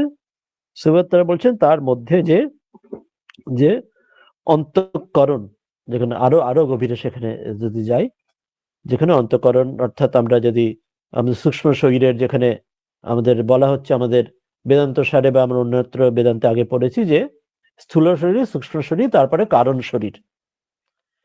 তো এই সূক্ষ্ম শরীরের যেখানে অন্তঃকরণ, তার মধ্যে বহিরিন্দ্রিয়, তার অন্তরিন্দ্রিয়, অন্তরিন্দ্রিয় মন বুদ্ধি চিত্ত অহংকার এ রয়েছে। তো সুবদ দ্বারা হচ্ছে আমাদের যে অন্তঃকরণ, সেই অন্তঃকরণকে তাকে সেখানে বোঝানো যেতে পারে। অর্থাৎ এটি আর একটা way of, another way of explaining this words. এই লোক, অন্তরিক্ষ এবং অসৌ লোকই লোক, এবং লোকের দ্বারা এখানে আমাদের এই শরীরকে ইন্ডিভিজুয়ালি বোঝানো যায়, অন্তরিক্ষ দ্বারা শরীরের মধ্যে যে স্পেস, যার মধ্যে আমি গুরু ইষ্টের ধ্যান করতে দিয়েছেন সেই হৃদাকাশে, সেটি বোঝানো যেতে পারে, এবং সুবাদ দ্বারা যে আমাদের যে অন্তঃকরণ চিত্ত যেখানে, যে সেটি বোঝানো যেতে পারে। এবার আদিত্য তাহলে কি হবে সেক্ষেত্রে? আদিত্য অর্থাৎ যে আমাদের প্রাণ, আমাদের যেখানে আমরা এই পঞ্চকোষের কথা জানি, বা আমরা অন্তঃকরণের ক্ষেত্র বা আমরা সূক্ষ্ম শরীরের ক্ষেত্রে আমরা জানি যে সেখানে এই আমাদের ইন্দ্রিয়গুলির দ্বারা বহিরিন্দ্রিয়, অন্তরিন্দ্রিয় এবং পঞ্চপ্রাণ, পঞ্চবায়ুর দ্বারা শরীর, সূক্ষ্ম শরীর গঠিত। তো সেই যে প্রাণকে আদিত্য এখানে নেওয়া যেতে পারে, অর্থাৎ প্রাণ শক্তির দ্বারাই তো সবকিছু শরীর এবং তার মধ্যে হৃদাকাশের যে আমার যে ইষ্টের ধ্যান এবং তার মধ্যে অন্তঃকরণ চালিত হচ্ছে। যার প্রাণ নেই তার ক্ষেত্রে শুধু একটা ডেড বডি তার জন্য, অর্থাৎ একজন যে মৃত ব্যক্তি, তার শুধু তার বাইরের শরীরটা রয়েছে, কিন্তু ভেতরের তার আর কিছু নেই তার। ভেতরে তার কোনো ওই অন্তঃকরণ কিছু নেই, সেটা তো তার প্রাণহীন শরীর পড়ে রয়েছে। ওই জন্য যে প্রাণটি হচ্ছে কোনো আদিত্যকে প্রাণ বোঝানো হলো একটা অর্থে, যে আদিত্য প্রাণ, যেমন সকল প্রাণ থাকলেই তবে সবকিছুগুলি কার্যকরী হয়। এই আমার শরীরের মধ্যে হৃদয়াকাশে আমরা ইষ্ট ধ্যান করতে পারি, বা তার মধ্যে অন্তঃকরণকে আমরা মন বুদ্ধি চিত্ত অহংকার, সেখানে আমার তার কর্মক্ষমতা আসে। তা ওই জন্য বলছেন আদিত্য রূপে এই প্রাণের দ্বারাই সমস্ত লোক, লোক মানে আমার যে সমগ্র শরীর, যে সমগ্র শরীর প্রাণ শক্তির দ্বারাই ব্যবহারক্ষম, মহীয়ন্ত মানে সেটা কার্যক্রম রয়েছে। আমাদের শাস্ত্র উপনিষদে এমন একটা কাহিনীও আছে যে একবার এই দেহের মধ্যে যে নানা যে ইন্দ্রিয়গুলি, তাদের মধ্যে তর্ক বিতর্ক হচ্ছে যে আমি কে শ্রেষ্ঠ। চোখ বলছে আমি শ্রেষ্ঠ, বাঘ বলছে আমি শ্রেষ্ঠ, হাত বলছে আমি শ্রেষ্ঠ, পা বলছে আমি শ্রেষ্ঠ, সবাই বলছে আমি শ্রেষ্ঠ। বলছে তাহলে কি করে নিরূপণ হবে কে শ্রেষ্ঠ?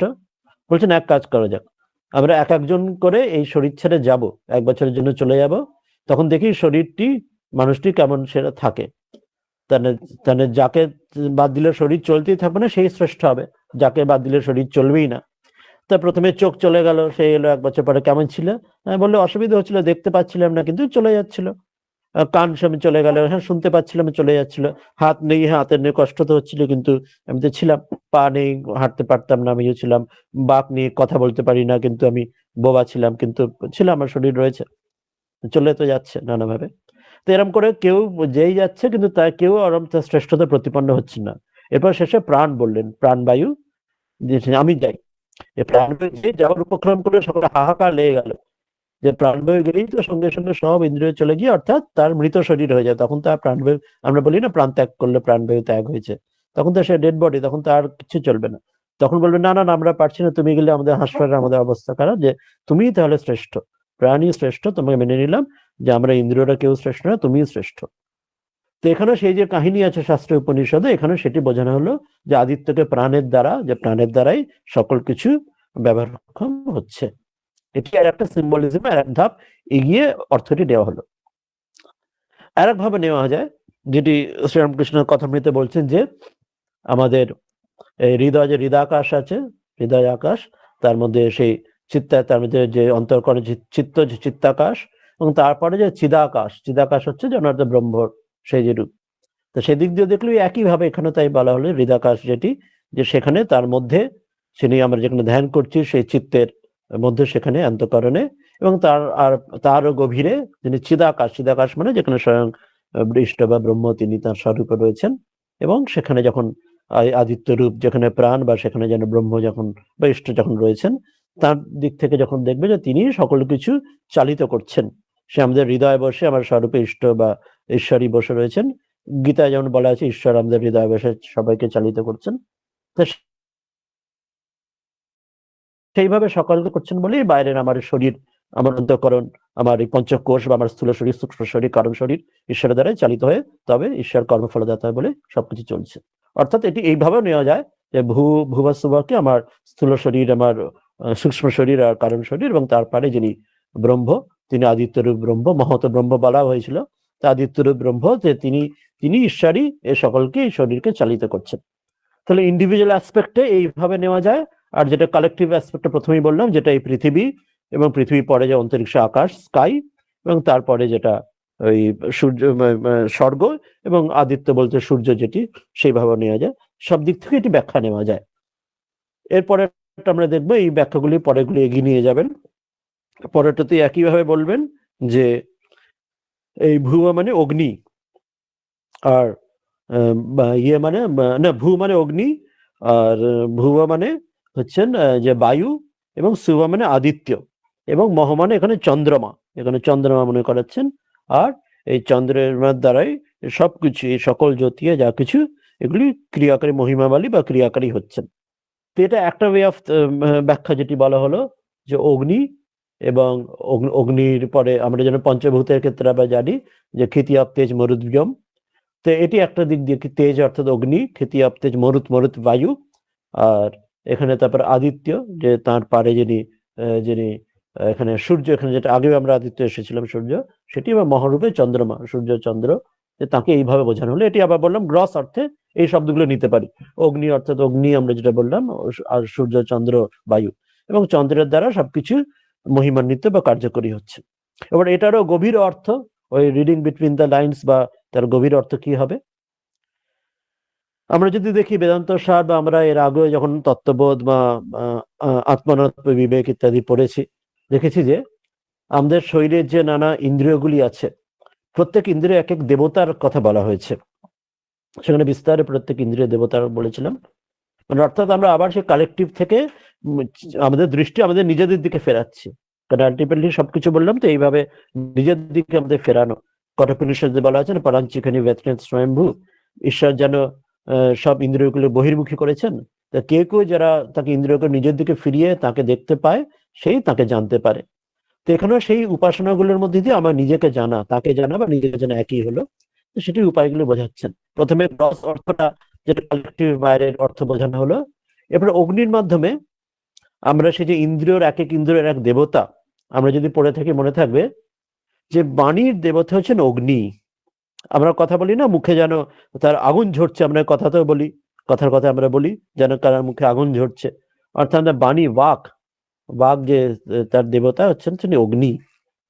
এবং বায়ু, বায়ু হচ্ছে আমরা কোথাও আমরা যেটা জ্ঞানেন্দ্রিয় যে স্পর্শ ইন্দ্রিয়, ত্বকের দ্বারা আমরা কি স্পর্শ অনুভব করি, অর্থাৎ বায়ু প্রবাহ হয় তখন আমি টাচ করি, বা আমরা হাওয়া গেলেও আমরা বা সেই স্পর্শের দ্বারা আমরা নিজেকে অনুভব করতে পারি, অর্থাৎ আমাদের স্পর্শ ইন্দ্রিয়। আদিত্য, আদিত্য মানে মানে দ্বারা, সূর্য দ্বারা কি বোঝানো হচ্ছে, চক্ষুর যে দেবতা তিনি হচ্ছেন সূর্য বা আদিত্য। এইগুলো বিস্তারে আমরা বললাম বেদান্ত সারে, বা আমরা এই আগে আত্মানত্ম বিবেক বা তত্ত্ববোধে আমরা আলোচনা করেছি প্রত্যেক ইন্দ্রিয়র এক একটি দেবতা। তাহলে অগ্নি হলেন বাণীর দেবতা, বাকের দেবতা, যে আমাদের যেখানে বাকের যে অধিষ্ঠাত্রীর যে দেবতা, আমরা যে কথা বলি সবকিছুর মধ্যে বাণী, আমাদের বাক্যে কথাবার্তাকে চিন্তাকে বাইরে প্রকাশ করেন অগ্নির দ্বারা। বায়ু হলেন আমরা বললাম যে ত্বক, আমাদের যে ত্বকেন্দ্রিয় স্পর্শ ইন্দ্রিয়, সেখানে আমরা এই বায়ুর দ্বারা স্পর্শ তার অনুভব, সেই অনুভূতি প্রকাশ হয়।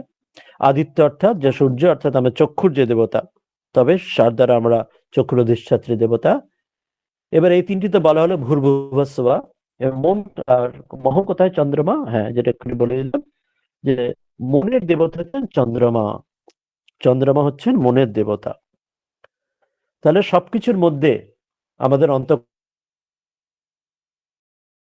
যেমন বহিরিন্দ্রিয় হচ্ছে শ্রেষ্ঠ, অর্থাৎ মন যেমন যেমন লাগাম টেনে ধরে রাখলে তবে অন্য ইন্দ্রিয়গুলি চলে। যেমন সে গীতার আমরা যেমন আমরা জানি যে রথ টানছেন, অর্জুন বসে আছেন, অর্জুন আর শ্রীকৃষ্ণ রথ টানছেন, হাতে যে লাগাম রয়েছে, কঠোপনিষদে উদাহরণটি দেওয়া আছে। তো এই লাগামটি হচ্ছে যেন মন, অন্তরিন্দ্রিয়। আর যে ঘোড়াগুলি যেগুলি রয়েছে সেগুলি হচ্ছে বহিরিন্দ্রিয়, জ্ঞানেন্দ্রিয়, কর্মেন্দ্রিয়। তাহলে অগ্নিরূপ বাক একটি হলো, একটি কর্মেন্দ্রিয় হলো, একটি বায়ুরূপ স্পর্শেন্দ্রিয় ত্বকেন্দ্রিয় হলো, চক্ষুরূপ আর একটি এখানে জ্ঞানেন্দ্রিয় একটি হলো, এবং মনরূপ যে চন্দ্রমা মনের দেবতা, সেটির দ্বারা অর্থাৎ মহিতে চন্দ্রমার দ্বারা এখানে সেই মনকে বোঝানো হলো মনের অধিষ্ঠাত্রী দেবতা। অর্থাৎ মন এখানে শ্রেষ্ঠ বলে মন সকলকে চালিত করেন। ঠাকুর মনে করেছেন কথামৃতে যে মনেই বদ্ধ মনেই মুক্ত, এখন তোরে দিলাম মন্তর, এখন মন তোর, যে মন্ত্রেতে তরি তরাই। অর্থাৎ মন যেমন যেমন আমাদের চালালে সেখানে মনের দ্বারা অন্য জ্যোতি, মানে জ্যোতি বলতে এখানে সকল যে ইন্দ্রিয়গুলিকে এখানে বোঝানো হলো। অর্থাৎ এবারে গভীর অর্থে চলে আসছি, বিভিন্ন ইন্দ্রিয়গুলিকে ক্রিয়াকারী হয়। অর্থাৎ মন রূপ যে চন্দ্রমা দ্বারা, মনের দ্বারা যখন তিনি সকল ঠিক লাগাম যেন ঠিক ঠিক চালালে ঘোড়াগুলো যেমন ঠিক ঠিক পথে নিয়ে যেতে পারে, তেমনি অগ্নি, বায়ু, আদিত্য তিনটে বলাদের মধ্যে সবগুলি বুঝিয়ে দেওয়া হলো। বাকি সকল ইন্দ্রিয়, জ্ঞানেন্দ্রিয়, কর্মেন্দ্রিয় ঠিক ঠিক পরিচালিত হয় মনের দ্বারা। আর মন যদি ভুল পথে নিয়ে যায়, গীতাতে যেমন আছে যে আমার মরিদ সেই আমার বন্ধু, সেই আমার শত্রু, যে মন যদি কন্ট্রোল থাকবে সে আমাকে আমাকে কল্যাণের পথে নিয়ে যাবে, মঙ্গলের পথে। আর মন যদি আমার শত্রু হয়ে যায় তাহলে সে আমাকে বিনাশের পথে নিয়ে যাবে। তো এখানে গভীর অর্থে এটি বলা হলো যে মন দ্বারা, চন্দ্রমার দ্বারা সেটি তাহলে তিনি সকলকে আমাদেরকে তিনি কন্ট্রোল করতে পারেন। সেই জন্য তাই মহরূপ, তাকে মহ অর্থাৎ ব্রহ্মের সঙ্গে তাকে তুলনা করা হলো। আমি মনে থাকবে, প্রথমে মনে রাখতে হবে, প্রথম পড়েছিলাম আমরা মহকে ব্রহ্ম বলা হয়েছিল। অর্থাৎ প্রত্যেক যে উদাহরণ নিচ্ছে, এর আগের দুটো যেমন নিলাম যে এই প্রথমটাতে এই ইয়ে নিলাম লোক, অন্তরিক্ষ বা অসলোক বা চিদাকাশ, চিত্তাকাশ যেটা নিলাম, সেখানেও সব জায়গাতে আমাদের সেখানে ব্রহ্ম অর্থাৎ মহৎ দ্বারা আদিত্য মানে ব্রহ্ম বোঝানো হলো, এখনো অগ্নি, বায়ুর, আদিত্যর মাধ্যমে, চন্দ্রমার দ্বারা, সেখানে মনের দ্বারা ব্রহ্ম বোঝানো হলো, অর্থাৎ সকলকে সেই রূপে নেওয়া হবে। আমরা শুরুতেই বলেছিলাম কি সেই মন্ত্রটি, সেই শ্লোকটি, যে এই আকাশত পতিতম তোয়ম সাগরম প্রতি গচ্ছতি সর্বদেব নমস্কারম বিষ্ণু পাদ গচ্ছতি। অর্থাৎ এখানে যেমন মহরূপের যে ব্রহ্ম, যেখানে মনে রাখবো, সেখানে মনে রাখবো যে ব্রহ্মই সেটি হয়েছেন, বা তিনি গীতার বিভূতি যোগে যেমন আছেন, যে তিনি সকল কিছু হয়েছেন, সর্বম খলুদম ব্রহ্ম, সকল যাকে সে ব্রহ্ম দৃষ্টি করার সেটি প্রচেষ্টা তিনি শেখাচ্ছেন। এটিরই উপাসনার মূল তত্ত্ব প্রথমে বলছেন। তো এই দুটি নেওয়া হলে এরপরে এবার তিনি ওটাই আসছেন যে ভুবাইতি ঋচি, মানে ঋগ্বেদ, এবং তারপরে ওই কোথায় গেল, ভুবাইতি সামবেদ, এবং সুবাইতি যজুর্বেদ, ওই তিনটি বেদ বললেন। মহইতি এবং প্রত্যক্ষ, এবার ব্রহ্ম, একদম ডাইরেক্ট ব্রহ্ম বলেই দিলেন। এবার আর লুকোছাপা কিছু নেই, একদম ডাইরেক্ট এখানে বলে দিলেন। তো বললেন এখানেও একইভাবে এই ব্রহ্মের দ্বারাই, এই ব্রহ্মরূপ যে তার ওঙ্কারের দ্বারাই সমস্ত বেদ মহিয়ান বা মহিমান্বিত যেন হচ্ছে, অর্থাৎ তিনি এই যে ব্রহ্ম, তিনি এই সকল বেদের মধ্যে দিয়ে তিনি তার যে তত্ত্বকে তিনি প্রকাশ করছেন। তারপরেই তো আমরা এই বেদ উপনিষদে পড়ছি, জানছি, ব্রহ্ম তত্ত্ব, ঈশ্বর তত্ত্ব জানছি। তা তিনি সকলকে, বেদকে ওই জন্য বলা হয় ঈশ্বরের তিনি প্রশ্বাস, শ্বাস প্রশ্বাস যেন তিনি। তা সেখানে তিনি এই তিনটি যেন বেদ, ঋক, সাম, যজুর, তিনটি উদাহরণ দিয়ে তার মধ্যে দিয়ে তিনি প্রকাশিত হচ্ছেন। ব্রহ্মই এই বেদের মধ্যে দিয়ে ঈশ্বরের বাণী এর মধ্যে দিয়ে আসছে, তার থেকে আলাদা নয়, সেটি মনে করে দিলেন। তো এটি তৃতীয় প্রকারে এটি অর্থ দিলেন।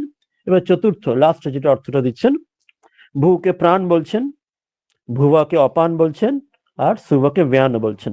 আমরা সেই আগে পড়েছি আগে যে পঞ্চপ্রাণ, প্রাণ, অপান, ব্যান, সমান, উদান ইত্যাদি। এখানে উদাহরণস্বরূপ তিনটে নিয়ে নিলেন, যে এই তিনটির ক্ষেত্রে মহ কাকে বলছেন, মহ কেন অন্নকে বলছেন। উপনিষদ আমরা জানি না, সেই অন্ন না খেলে সেই একজন অসুস্থ, যেমন আমরা ওই পারে আমরা যদি কয়েকদিন উপবাস করি, কয়েক ঘন্টা সামান্য করলে ঠিক আছে, কিন্তু অনেক উপবাস করলে বা অনশন করলে শরীর আর কাজই করতে চায় না, তখন আমরা শ্বাস প্রশ্বাস ক্ষীণ হয়ে আসে, আমরা চলতে ফিরতে নড়তে পারি না, আমাদের ড্রিপ দিতে হয় বা রাইল স্টুপ লাগাতে ইত্যাদি।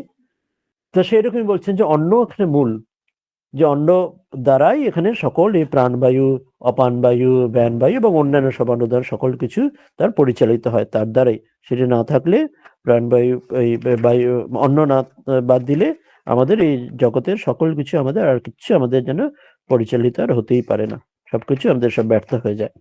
তো সেই জন্য এখানে অন্নকে বলছেন, অন্নের দ্বারা এই সকল কিছু আমাদের যা কিছু এই সমস্ত যে প্রাণগুলি মহিমযুক্ত হয়ে তাকে তিনি পরিচালিত করছেন। তিনি আছেন বলে সকল কিছু ঠিক ভাবে এগুলি চলছে, এই আমাদের পঞ্চপ্রাণ, পঞ্চবায়ু, অন্নের দ্বারা। এখানে অন্যকেও অত্যন্ত বিশিষ্ট দেওয়া হচ্ছে, অর্থাৎ তাকেও কোনোভাবে ছোট বা নেগলেক্ট করা নয়। অন্যের পরে আমরা দেখবো অন্নং বৈ ব্রহ্ম আসবে, অর্থাৎ আমরা ঈশ্বরের ইচ্ছে যা কিছু আমরা গ্রহণ করছি, খাদ্য বস্তু পাচ্ছি, সেখানে যেন আমরা পায়ে না ঠেলি, সেখানে যেন আমরা তাকে কোনো অবহেলা না করি। সেখানেও যেন আমরা ওই যে ব্রহ্মর প্রণাম ব্রহ্ম হবির, আমরা যেমন গীতার মন্ত্র পাঠ করি আমাদের সঙ্গে, রামকৃষ্ণের সঙ্গে প্রসাদের আগে, তো সেই বোধহয় সেখানেও ব্রহ্ম দৃষ্টি দেখে সেই রকম যে তিনি স্বয়ং ঈশ্বরই আমাকে অন্য রূপে আমার কাছে এসছেন, আমাকে এই প্রাণবায়ু, আমাকে প্রাণযুক্ত করে তার দ্বারা আমাকে তাকে জানার উপায় করে দিচ্ছেন। সেই রকম ওই গ্র্যাটিটিউড, গ্রেটফুলনেস এখানেও থাকা দরকার, সেইভাবে বুঝিয়ে দিলেন। এরপর এই 4 রকম বোঝানোর পরে বিষয়টি শেষ করছেন, যে যে 4 রকম যেটি বলা হলো চতুর্থ, প্রত্যেকটা 4 প্রকারে, এই 4টে যে ভূ, ভুবা, সুবা, মহ, প্রত্যেকটা 4 প্রকারে। 4 প্রকার তো বটেই, আমরা পড়লাম। প্রথমটাতে বলা হয়েছিল সেই লোক দিয়ে বলা হলো, লোক, অন্তরিক্ষ, স্বর্গ। দ্বিতীয়টাতে বলা হলো অগ্নি, বায়ু, আদিত্য, চন্দ্রমা রূপে। তৃতীয়ত ঋক, সাম, যজুর এবং ব্রহ্মরূপে। চতুর্থতে প্রাণ, অপান, ব্যান এবং অন্য রূপে। তো প্রত্যেকটা এরকম 4 রকম করে বলাই হলো, সেটাই বলছেন এই 4 রকম যে 4 রকম যে ভাব, সেগুলি, ব্যাহৃতিগুলি, মন্ত্রগুলি, এই ধ্বনিগুলি, এই যারা জানেন, যে ঠিকটি জানতে পারেন, তারাই সর্বস্মৈ, তারা সা বেদ ব্রহ্ম, যিনি এগুলি জানেন ঠিক তত্ত্বতে, তিনি ব্রহ্মকে যথাযথ জানতে পারেন। তো এখানে কেন দুবার বললেন যে যিনি এগুলি জানেন আর তিনি জানেন? কেন প্রথমে তো মহকেই তো ব্রহ্ম বলা হয়েছিল, তাহলে সেখানে তো মহ জানা মানেই তো ব্রহ্ম জানা হয়ে গেল, তাহলে আবার তিনি ব্রহ্মকে জানেন দ্বিতীয়বার কেন বলতে হলো?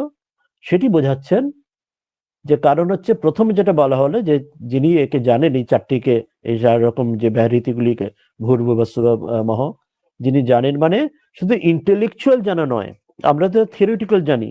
ঠাকুরজন বলছেন যে বেড়াল শেখে ওই হরিনাম শেখালে হরিনাম বলবে, কিন্তু না এই পাখিকে, কিন্তু যদি বেড়াল ধরে তখন সে ক্যাঁকা করবে। তো সেই রকম হচ্ছে আমাদের শুধু থিওরিটিক্যালি জানা নয়, আমাদের বাস্তবিক আমাদের বোধ হওয়া, অনুভূতি হওয়া, উপলব্ধি হওয়া, সেটার সঙ্গে দুটোর পার্থক্য আছে। এখন তো আমরা যেটি হচ্ছে থিওরিটিক্যাল জানছি, হ্যাঁ শাস্ত্রে বলছে এটা, সেইভাবে উপাসনা করছি, কিন্তু এখনো যখন বোধ হবে, যখন ব্রহ্ম অনুভূতি হবে, ব্রহ্ম লাভ হবে, ব্রহ্মবিদ হবে, যখন স্থিতপ্রজ্ঞ জীবন মুক্তি স্থিতি হবে, সেটির জন্য এখানে বললেন যে যে কে জানে এই ভূর্ভুবস্সুঃ মাহকে জানে, মানে শুধু এমনি এই কথাটা থিওরিটিক্যাল এই বই পড়া মুখস্থ বিদ্যা জানা নয়, যখন সে যথাযথ বোধ করে তার যেটি জানে, ব্রহ্মবিদ যখন সে হয় যথাযথ, তখন কি হয়, সর্বস্মি দেবা বলিম আবহন্তি, সকল দেবতারা যেন তার জন্য বলি মানে উপহার, যেন তার জন্য বরদান অর্ঘ্য যেন তার জন্য নিয়ে আসেন। এটা কি অর্থে, এখানেও সেই একই রকম সিম্বলিজম একইভাবে রয়েছে। একটা তো অর্থ বলা হলো যেন দেবতারা তার জন্য সব নিয়ে আসছেন, এটাও বলা হয় না সেই দেবতারা চান না যে যেন এটি আমরা কাহিনীতে শুনি যে কেউ ব্রহ্ম লাভ করুক, তারা বাধা সৃষ্টি করেন, পরীক্ষা নেন, সেটা আমরা দেবতা অর্থাৎ কনসেপ্ট যে সাধারণ যেটি জানি, কিন্তু যখন তাকে সে সফল হয়ে যায়, ব্রহ্মবিদ হয়, দেবতারা তার উপহার, তার জন্য গিফট বা তার জন্য অর্ঘ্য বরদান করেন। এবার সেটা আরো গভীর যেটি অর্থ হচ্ছে, সেটা হচ্ছে এখানে এখানে দেব অর্থাৎ কি বোঝানো হচ্ছে, আমরা সেই ওইখানে আগে পড়েছি, সেই যখন আমরা এই বেদান্তের ওই প্রকরণ গ্রন্থগুলি পড়েছিলাম, দেব অর্থাৎ দীপ ধাতু থেকে, অর্থাৎ দীপ ধাতু মানে যেটি ফ্লুরোসেন্ট বা লুমিনাস, অর্থাৎ সেটির দ্বারা ওই যখন আমরা প্রত্যেক ইন্দ্রিয় যে অধিষ্ঠাত্রী দেবতা পড়েছিলাম না, যেটা একটু আগে বললাম, সেই বাণীর অধিষ্ঠাত্রী দেবতা অগ্নি, চোখের হচ্ছেন আদিত্য সূর্য চন্দ্রে, মনের ইয়ে কি বললাম এখানে চন্দ্রমা ইত্যাদি।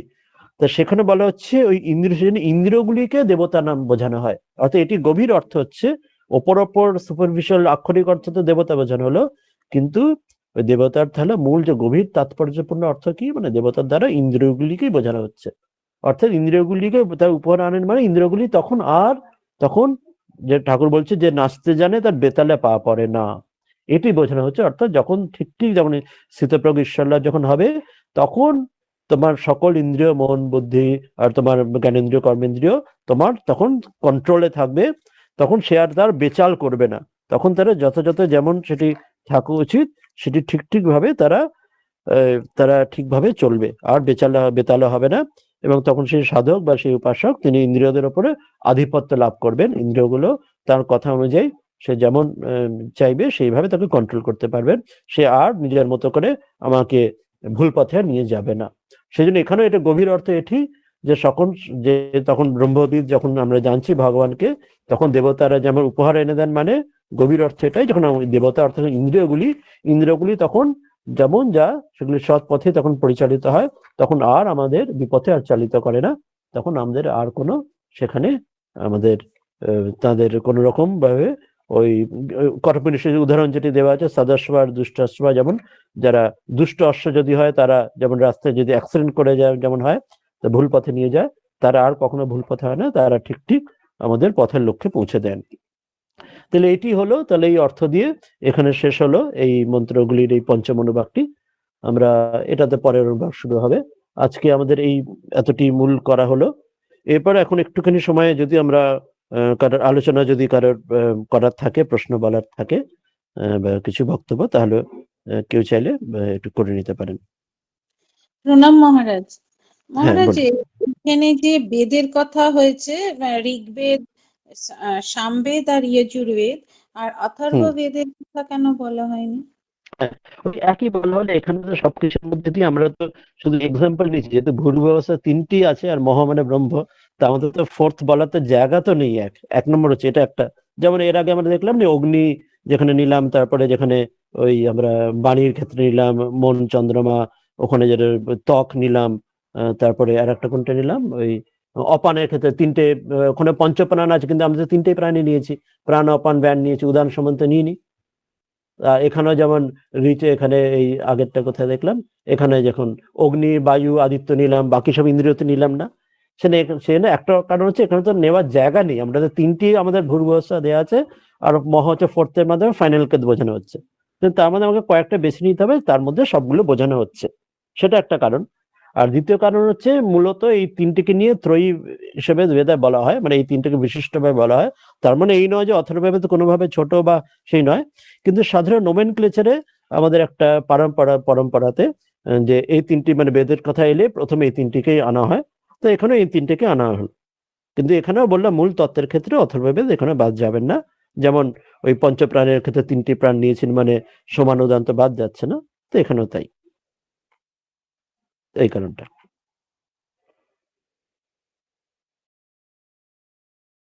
হ্যাঁ, প্রণাম এরপরে মহারাজ। হ্যাঁ বলুন মহারাজ, বলুন। আমি তো গম্ভীর মহারাজের বই দেখছি, ওইখানে হ্যাঁ, স্বরূপী আদিত্য বারবার বলা হচ্ছে, বা আদিত্যকে স্বরের সঙ্গে। তো কি কি বলা হচ্ছে আরেকবার বলুন। স্বরূপী আদিত্য, স্বর স্বর, হ্যাঁ হ্যাঁ হ্যাঁ হ্যাঁ রূপী আদিত্য বা হ্যাঁ। আদিত্য। আরেকটা জায়গায় উনি লিখছেন যে আদিত্যই স্বর। তো হুম। মানে চক্ষু আর স্বরের মধ্যে কিছু কি সম্পর্ক আছে? না, সোয়া মানে দেখবেন ওইখানে দেওয়া আছে, যেখানে আপনি ওই এই তিনটির প্রথম যেটি বলা হলো না, সেই জায়গাতে দেখা আছে, যেখানে ভূ দ্বারা লোক বলা হলো, ভূবা দ্বারা অন্তরিক্ষের বলা হলো, শুভা দ্বারা অশ্বলোক বলা হলো মানে স্বর্গলোক, সেখানে মহৎ দ্বারা সেখানে আদিত্য, সেখানে সেখানে এক জায়গায় বলা আছে আদিত্যর প্রসঙ্গ। আর দ্বিতীয়বার আদিত্য প্রসঙ্গ আছে পরেরটিতে আছে, এই দেখুন এখানে স্ক্রিনে দিয়ে দিচ্ছি, এইখানে এই জায়গায় একটা প্রথমটা একটা আছে যে ভূর্ভুবস্বতে লোক অন্তরিক্ষ আর অসৌলোক মানে স্বর্গ, সেখানে মহরূপ আদিত্য আছে, এখানে আদিত্য প্রসঙ্গ এলো। দ্বিতীয়বার আদিত্য হলো যে অগ্নি বায়ু, আর তৃতীয় যে সুবাহা, যে এইটার জন্য আপনি বলছেন এই যে সুভা রীতি আদিত্য, হ্যাঁ, যেটা স্ক্রিনে দিয়েছি এইখানে। তো সেটি হচ্ছে ওই বললাম 4 রকম যে প্রকার যে ব্যাখ্যা, তার মধ্যে দ্বিতীয় প্রকার ব্যাখ্যাতে সোয়া বা সুভা, সুভা আর সোয়া একই হচ্ছে, যাকে সুভা বলা হয় তখন সোহা বলা হয়, সব ক্ষেত্রেই আছে। তো সেখানে তাকে আদিত্য এখানে এই কনসেপ্টে নেওয়া হচ্ছে, তখন চন্দ্রমা হিসেবে মহকে নেওয়া হলো। এখানে কি অর্থে আমরা ব্যাখ্যা নিলাম, এখানে বললাম ব্যাখ্যাতে যে অগ্নির দ্বারা এখানে বাণীর দেবতা বলা হলো, অর্থাৎ আমার কর্মেন্দ্রিয় নিলাম, বায়ুর দ্বারা আমার একটি জ্ঞানেন্দ্রিয়, আমার যে স্পর্শেন্দ্রিয় নিলাম, আর আদিত্য চক্ষুর দ্বারা এখানে আমরা আরেকটি জ্ঞানেন্দ্রিয় নিলাম, এবং মনের দ্বারা আমরা যে অন্তঃকরণ নিলাম, চন্দ্রমা মনের দেবতা। তো সেখানে সেখানে এই অর্থে এখানে সুবাহিত বাদিত্য বলা আছে। আর আগেরটাতে যেটা আদিত্য ছিল সেটা দেখলাম যে লোক অন্তরিক্ষ এবং স্কাই এবং শুভ মানে ইয়ে হেভেন স্বর্গ, আর সেখানে মহরূপ, সেখানে আদিত্য, যে সূর্যকে সেখানে আদিত্য রূপে ব্রহ্ম বলা হলো। সেটার অন্য অর্থ নিলাম, অন্য অর্থটা হচ্ছে হৃদয়ের মধ্যে যেটা আমার শরীর, আর আমার যে অন্তঃকরণ, আমার যে হৃদাকাশ আর অন্তঃকরণ, সেখানে মহরূপ আদিত্যর দ্বারা সেখানে সেখানে প্রাণ সেখানে অর্থ নেওয়া হলো, সে আর একটি অর্থ, যে প্রাণের দ্বারাই যেন সকল কিছু পরিচালিত হচ্ছে। অর্থে এটি নানাভাবে এটিকে আমরা মূল তত্ত্বের দিকে আমরা নিয়ে যাচ্ছি, যে ফিজিক্যাল যে শব্দগুলি বলা হচ্ছে সেটাই যে তার ফাইনাল অর্থ নয়। আমরা আগেই বলেছি বেদে বারবার এরকম সিম্বলিজম দিয়ে ব্যাখ্যা করা হয়, নানা সিম্বল দিয়ে। সিম্বলটি বুঝতে না পারলে আমাদের খটামটো বা বুঝতে অসুবিধা হয়, কিন্তু আশা করি এটা ওপর আমরা বুঝতে পেরেছি অনেকটাই। হ্যাঁ বলুন। আরেকটা আমার যে প্রশ্ন ছিল, যে প্রথমে যে অনুবাদটা ছিল না, পঞ্চম অনুবাদের যে প্রথম শ্লোকটা, ওইটা যেখানে হ্যাঁ অর্থ দেয়া আছে, ওইখানে ব্র্যাকেটে উনি লিখছেন যে, আহ, অর্থাৎ অভীষ্টকামী, ঠিক মাঝখানের দিকেই হ্যাঁ আছে, মহ ব্রহ্মই আছে না হ্যাঁ হ্যাঁ ওইখানটায়, হ্যাঁ হ্যাঁ বলুন। অভীষ্টকামী হ্যাঁ ব্যক্তি মহ ব্যবহৃতে কবে দৃষ্টি আরোপ করে। এটার মিনিংটা আমি হ্যাঁ বুঝতে পারিনি। হ্যাঁ ওইটাই বলছেন, আরেকজন কেউ হাত তুলেছিলেন, তিনিও বলে দিন, একসঙ্গে আলোচনায় আসবো। হ্যাঁ, প্রণাম মহারাজজি। হ্যাঁ প্রণাম, মহারাজজি, বলুন। আপনি যে বললেন যে ওই কথামৃতে ঠাকুরের এতে আছে যে আহ চিদ আকাশ বা চিত্ত আকাশ। হ্যাঁ, তো হুম চিদ আকাশ চিত্ত আকাশ কি একই জিনিস, এটা জানতে চাই। আর চিদ আকাশের ভেতরে যে প্রাণটা যে সূর্য বললেন, হ্যাঁ, আর আহ আর চন্দ্রটা তাহলে মন বললেন, আদিত্য হচ্ছে হুম প্রাণ। এই যে শ্লোকটাতে যে এখানটাতে রয়েছে, হুম এটা হুম বোঝাতে হুম গিয়ে বললেন, হ্যাঁ, আদিত্য প্রাণ। আর হুম চন্দ্রটা হচ্ছে কি বললেন তাহলে, মন। মন। এটা হচ্ছে মানে চিদাকাশের কথা বলা হচ্ছে যখন মেলানো হচ্ছে যখন। হ্যাঁ, প্রত্যেকটা কিন্তু আলাদা আলাদা আছে, মনটা কিন্তু ওইটাতে নেই, পরেরটাতে আছে। হ্যাঁ ওই আলাদা একই পরের একটাতে নেই, শ্লোকে আছে। সেকেন্ডে আছে। হ্যাঁ, হ্যাঁ প্রত্যেক পরের ক্ষেত্রে অর্থ শ্লোকটাই আছে। আলাদা হয়ে যাবে। ওই জন্য হুম, দুইটা ক্ষেত্রে আদিত্যকে দুই অর্থ দেওয়া আছে। সব জায়গায় আদিত্যকে একই অর্থ বোঝানো হচ্ছে না। যেখানে যেটার এক্সাম্পলের সঙ্গে নেওয়া হচ্ছে সেখানে সেটারই অর্থ হচ্ছে। ঠিক যেমন একটা যদি বলি এজুকের শব্দে, মাউস শব্দ দ্বারা কি বোঝেন? মাউস শব্দ ইঁদুরও বোঝানো হয়, আবার কম্পিউটারের যেটা ল্যাপটপের যেগুলো হুম, আমরা হুম, মাউস যেখানে সেটা যেটা বোঝানো। লাগে। এখন এটারটা যদি ওটাই চাপিয়ে দিই তাহলে তো একদম পুরো গন্ডগোল হয়ে যাবে। যে হুম, কেউ যদি হুম, ভাবে যে ইঁদুর দিয়ে আমি কম্পিউটার চালাচ্ছি, যদি এই অর্থ বোঝেন তাহলে সেটা একদম হুম, বোকামি হুম, হয়ে হুম, যাবে। হুম, হুম, তো হুম, সেই রকম কোন প্রসঙ্গে কোন ব্যাখ্যাটা নিচ্ছি। তো এখানে আমরা তাহলে আসি। হ্যাঁ, আর ব্যাখ্যাটাতে চিৎ বলছেন। আকাশ আর চিত্ত আকাশ কি এক, এটা একটু বলে দেবেন না? হ্যাঁ, হ্যাঁ, এই যে প্রথম মন্ত্র যেটা বলছিলেন মহইতি তদ্ব্রহ্ম, যেটা এক্ষুনি বললেন যে রয়েছে, তো সেটাই বলা হচ্ছে যে অভীষ্ট মানে যিনি অর্থাৎ এই যে ইষ্ট লাভের জন্য অর্থাৎ সাধনা যিনি সাধক যিনি করছেন, সাধনা করছেন, তিনি এই রূপে তার সাধনা হবে যে মহরূপ, যে তিনি যে ব্রহ্ম বা তিনি ইষ্ট ঈশ্বর, যে তার এই দৃষ্টিকোণ থেকে জগতের সবকিছুর মধ্যে এই যে তিনটি উদাহরণ দেওয়া হলো, ভূর্ভুবঃ সুবঃ, যেমন তিনটি করে চারটি আঙ্গিক থেকে উদাহরণ দিলেন, 4×4 = 16 হয়ে যাবে প্রত্যেকটা এক একটা করে ধরলে। তা এবার তার মধ্যে দিয়ে যে তার পারে যিনি ব্রহ্ম, যিনি প্রত্যক্ষ নন সেটি, কিন্তু সকলের মধ্যে দিয়ে ব্রহ্মদৃষ্টি রাখা, সেটি উদ্দেশ্য। অর্থাৎ এখানে যে চার ভাবে যে ব্যাখ্যা করালো, একটা যেমন প্রাণ অপান দিয়ে ব্যাখ্যা করালো, একটা বেদ দিয়ে ব্যাখ্যা করালো, সেখানে ওটাই মনে রাখতে হবে যে যেমন বেদ আমরা পড়াশোনা করছি পণ্ডিতির জন্য, পাণ্ডিত্য অর্জনের জন্য নয়, আমাদের ঈশ্বর লাভের জন্যই সেটা চিত্তশুদ্ধ হয়, সেটি উদ্দেশ্য। তো এখানেও সব ক্ষেত্রে ওইভাবে এখানে দৃষ্টিটা করে দেওয়া হচ্ছে, ব্রহ্মদৃষ্টি, যে যা কিছু জগতে যা করবে না কেন, তোমার প্রত্যেকের স্বধর্ম যে বর্ণ আশ্রমে রয়েছেন না কেন, সবকিছুর মধ্যে দিয়ে যেন আমাদের দৃষ্টি যেন একটি কম্পাসের কাঁটার মতো, যেন সেটা কম্পাসের কাঁটা যেদিকেই ঘুরিয়ে দিই না উত্তরমুখী থাকে, যেন আমাদের ব্রহ্মদৃষ্টি থেকে শুনে বিচ্যুত না হই। সেটাই মহৈতি তদ্ব্রহ্ম বলছেন, যে অভিষ্ট লাভের জন্য, ঈশ্বর লাভ, ইষ্ট লাভের জন্য জগতে যে যা কাজ করুক না, ডাক্তার, ইঞ্জিনিয়ার, গৃহস্থ, সন্ন্যাসী, চাকরিজীবী, হাউসওয়াইফ, সকল কিছুর মধ্যে ওই তাকে সেই নিজ নিজ যে কর্ম, যার যা কর্ম রয়েছে তার মধ্যে তাকে ব্রহ্মদৃষ্টি, ঈশ্বর দৃষ্টি রাখার চেষ্টা করতে হবে। স্বামীজি সেই কর্মযোগে ব্যাদ গীতের উদাহরণ দিচ্ছেন। একজন ব্যাধের কাজ করে বা একজন সেই ওই গৃহবধূ, তিনি গৃহস্থ মানে গৃহস্থ আশ্রমের কাজ করে স্বামী শ্বশুর শাশুড়ি সেবা করে তিনি ঈশ্বর লাভ করছেন। তো সেই রকম বলছেন ওইটি মনে করা হচ্ছে মানে ব্রহ্ম সব ক্ষেত্রে আমরা যেন জগতে যে যা কাজ করি না, আমাদের প্রারব্ধ সংস্কারের জন্য ভগবান আমাকে যেখানে রেখেছেন না কেন, আমি যেন ঈশ্বরকে না ভুলি। এটির জন্য এখানে মহৈতি তদ্ব্রহ্ম এটি বলা হলো। এটা পরিষ্কার হলো তো, যেটা আগের দিন প্রশ্ন করছিলেন? হ্যাঁ হ্যাঁ এটি। মহারাজ, হ্যাঁ, তো পরিষ্কার হয়েছে, এটাতে আসি কোনটাতে পরিষ্কার যেন ছিল হয়েছে। এই চিদাকাশ। হ্যাঁ, এই লোক, হ্যাঁ এই যে লোক, অন্তরিক্ষ, আর এই স্বর্গলোক, এটি একভাবে ব্যাখ্যা হলো। এবার সেটি অন্যভাবে ব্যাখ্যা হয় যে ওই যেটি বললাম হৃদাকাশ আর চিত্তাকাশ আর এই চিদাকাশ। হৃদাকাশ বললে একদম গ্রস লেভেলে যদি হৃদাকাশ শব্দ যদি ব্যবহার করি, সেটা ধরুন ফিজিক্যাল যে হার্ট, যেটা আমরা যদি গ্রস লেভেল একদম ভাবি, অর্থাৎ যেন অ্যানাটমিতে, অর্থাৎ বাস্তবিক যেটি শরীরের স্থূল শরীরের যেটি সেটি। কিন্তু চিত্তাকাশ যখন বলছি, মানে চিত্ত মানে আমাদের অন্তঃকরণ, অন্তঃকরণের মধ্যে আকাশ মানে যেটা আমরা যখন ধ্যান করছি, আমরা যেমন চিন্তা করছি, আমরা গুরু যেমন যেমন বলেছেন যে ইষ্টকে যাকে হৃদয়ের মধ্যে যে পরম্পরায় যাকে যা গুরুজি বলে থাকেছেন থাকবেন হয়তো, যে আমার হৃদয়ে যে ডঙ্কা মারা জায়গা, সেখানে যে যেন ইষ্ট বসে আছেন, যেন অষ্টদল রক্তপদ্মে যেন ইষ্ট বসে আছেন। তো সেখানে যেমন আমার ধ্যান করছি, মানে সেখানে ধ্যানটা কোথায় করছি আসলে?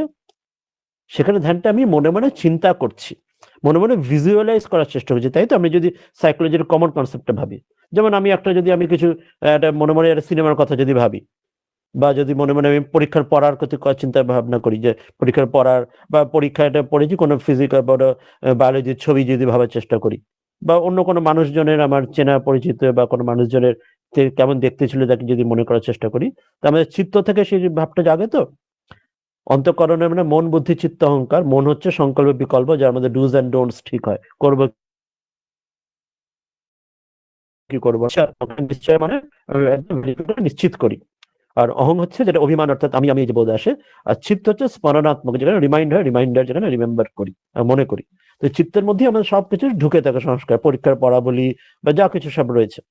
অর্থাৎ চিত্তাকাশ মানে সেখানের মধ্যে আমি যেমন এই যে ধ্যান করার চেষ্টা করছি সেটি, কিন্তু সেটা আলটিমেটলি ফাইনাল নয়। আমি তো সেটা একটা গ্রস, একটা খুব একটা ওই চিন্তা করে আমি ভাবনার চেষ্টা করছি, কিন্তু সেটাই যে ইষ্ট স্বরূপ, তার ইষ্ট তো তারও আড়ালে অনেক, তারও ভেতরে।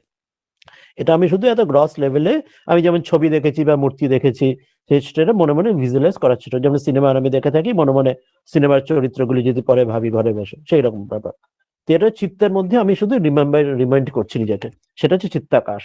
আর চিদাকাশ হচ্ছে যখন তার মধ্যে যে সচ্চিত আনন্দ আমার যে স্বরূপ যেটি এটা পারে, যেখানে আমার মূল যে স্বরূপ সেই স্বরূপে যখন আমার অর্থাৎ আমার যে ওই বোধে বোধ যখন হবে, বা আমরা যদি বলি ভাব সমাধির কথা, যদি বলি সবিকল্প সমাধি, বা যদি বলি তাহলে ভাবচক্ষু দর্শন যেমন জ্ঞান হচ্ছে, তা সেসব ক্ষেত্রে, তো সেক্ষেত্রে যখন আরো গভীরে সেই চলে যাবেন, সেই তখন যেখানে অনুভূতি উপলব্ধি যেখান থেকে আসবে, আত্মা সাক্ষাৎকার যেখান থেকে আসবে, সেই স্তর থেকে তখন যথাযথ ইষ্ট কেমন তিনি তার স্বরূপ তিনি তাকে ধরা দেবেন, তিনি দেখা দেবেন। যখন ইষ্ট উপলব্ধি বা ইষ্ট অনুভব হয় বা ইষ্ট দর্শন হয় যখন বলি, তখন শুধু আমার মনের যেটা কল্পনা সেটা তখন আসছে না। চিত্তের আকাশ হচ্ছে তো কল্পনা, আমার ইমাজিনেশন, কিন্তু today's imagination is tomorrow's realisation.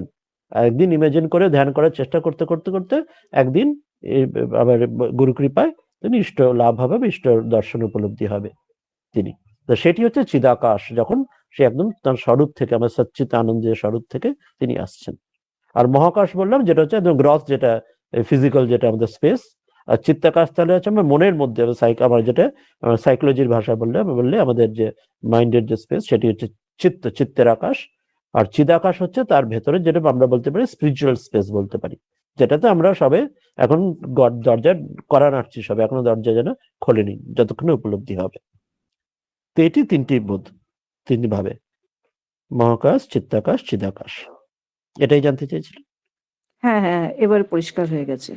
হ্যাঁ, তাহলে এইভাবে এটা হলো। মহারাজজি, আমার এটা হুম। মনে হচ্ছিল আগের আপনি একটা ক্লাসে এসে অনেক আমাদের বডি পার্টস গুলো কোনটা কোন দেবতার সঙ্গে যুক্ত সেটা বলিয়েছিলেন, হ্যাঁ, আজকেও বললেন।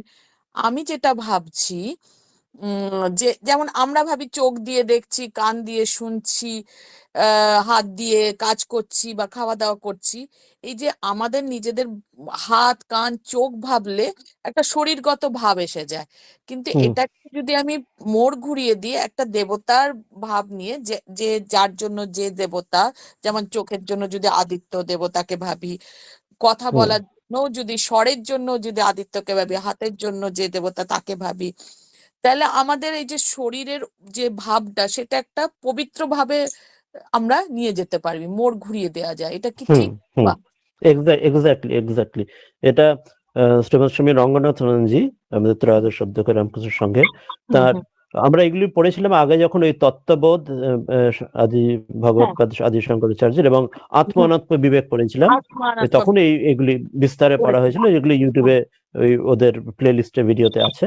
হ্যাঁ। তা রঙ্গনাথ যখন ছোটবেলায় তিনি একবার আছে কাহিনীর ঘটনা, তিনি কখনো স্কুল কলেজে, যেমন স্কুলের বাচ্চাদের সঙ্গে শিখে কিছু খারাপ শব্দ বা গালাগালি শিখেছেন বাচ্চা বয়সে। যেমন স্বামীজি ছোটবেলায় একবার হয়েছিল, স্বামীজির জীবনে হুম হুম। আছে।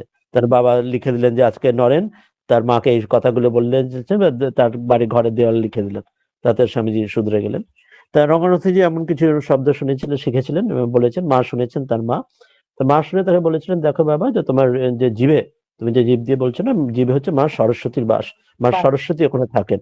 তা তুমি যদি খারাপ আরম কিছু উচ্চারণ করো, তাহলে মা সরস্বতী আর তো ওখানে থাকবেন না। তাকে থাকার জন্য তো পরিষ্কার, তিনি তো জঞ্জালের মধ্যে থাকবেন না, পরিষ্কার তার ভালো জায়গা চাই।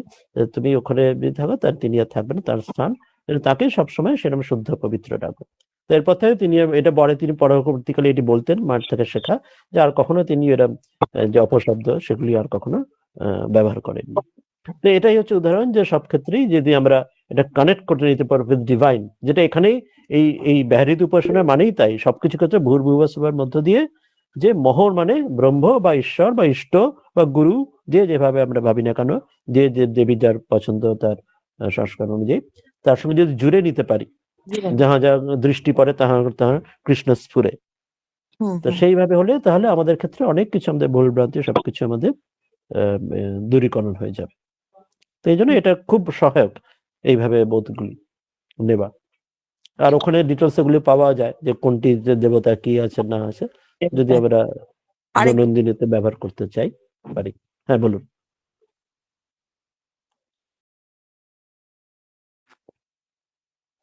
হ্যাঁ, আপনার ইয়ে অফ রয়েছে, বোধহয় কিছু বলতে চাইছিলেন, মাইক্রোফোন।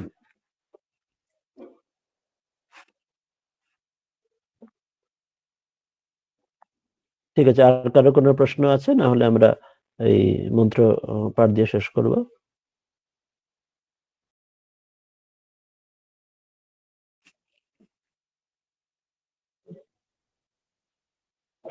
তাহলে কারণ নেই বোধহয়, আমি তাহলে এই মন্ত্রটি দিয়ে আমরা যেটি দিয়ে সূচনা করেছিলাম সেটা দিয়ে শেষ করি। কেউ বোধহয় আর কোনো প্রশ্ন নেই। আমরা মন্ত্রটি পাঠ করে নিই। ॐ शन्नो मित्र शन्वरुणः शन्नो भवत्वर्यमा शन्नो इन्द्रो बृहस्पतिः शन्नो विष्णुरुक्रमः नमो ब्रह्मणे नमस्ते वायो त्वमेव प्रत्यक्षं ब्रह्मासि त्वामेव प्रत्यक्षं ब्रह्म वदिष्यामि ऋतं वदिष्यामि सत्यं वदिष्यामि तन्मामवतु तद्वक्तारमवतु अवतु माम् अवतु वक्तारम्। ॐ शान्ति शान्ति शान्तिः। हरि ओम तत्सत्। শ্রীরামকৃষ্ণার্পণমস্তু। আর কারোর আশা করি বোধহয় কোনো প্রশ্ন আলোচনা নেই, তাহলে আমরা আজকে এখানে শেষ করব। প্রণাম কারো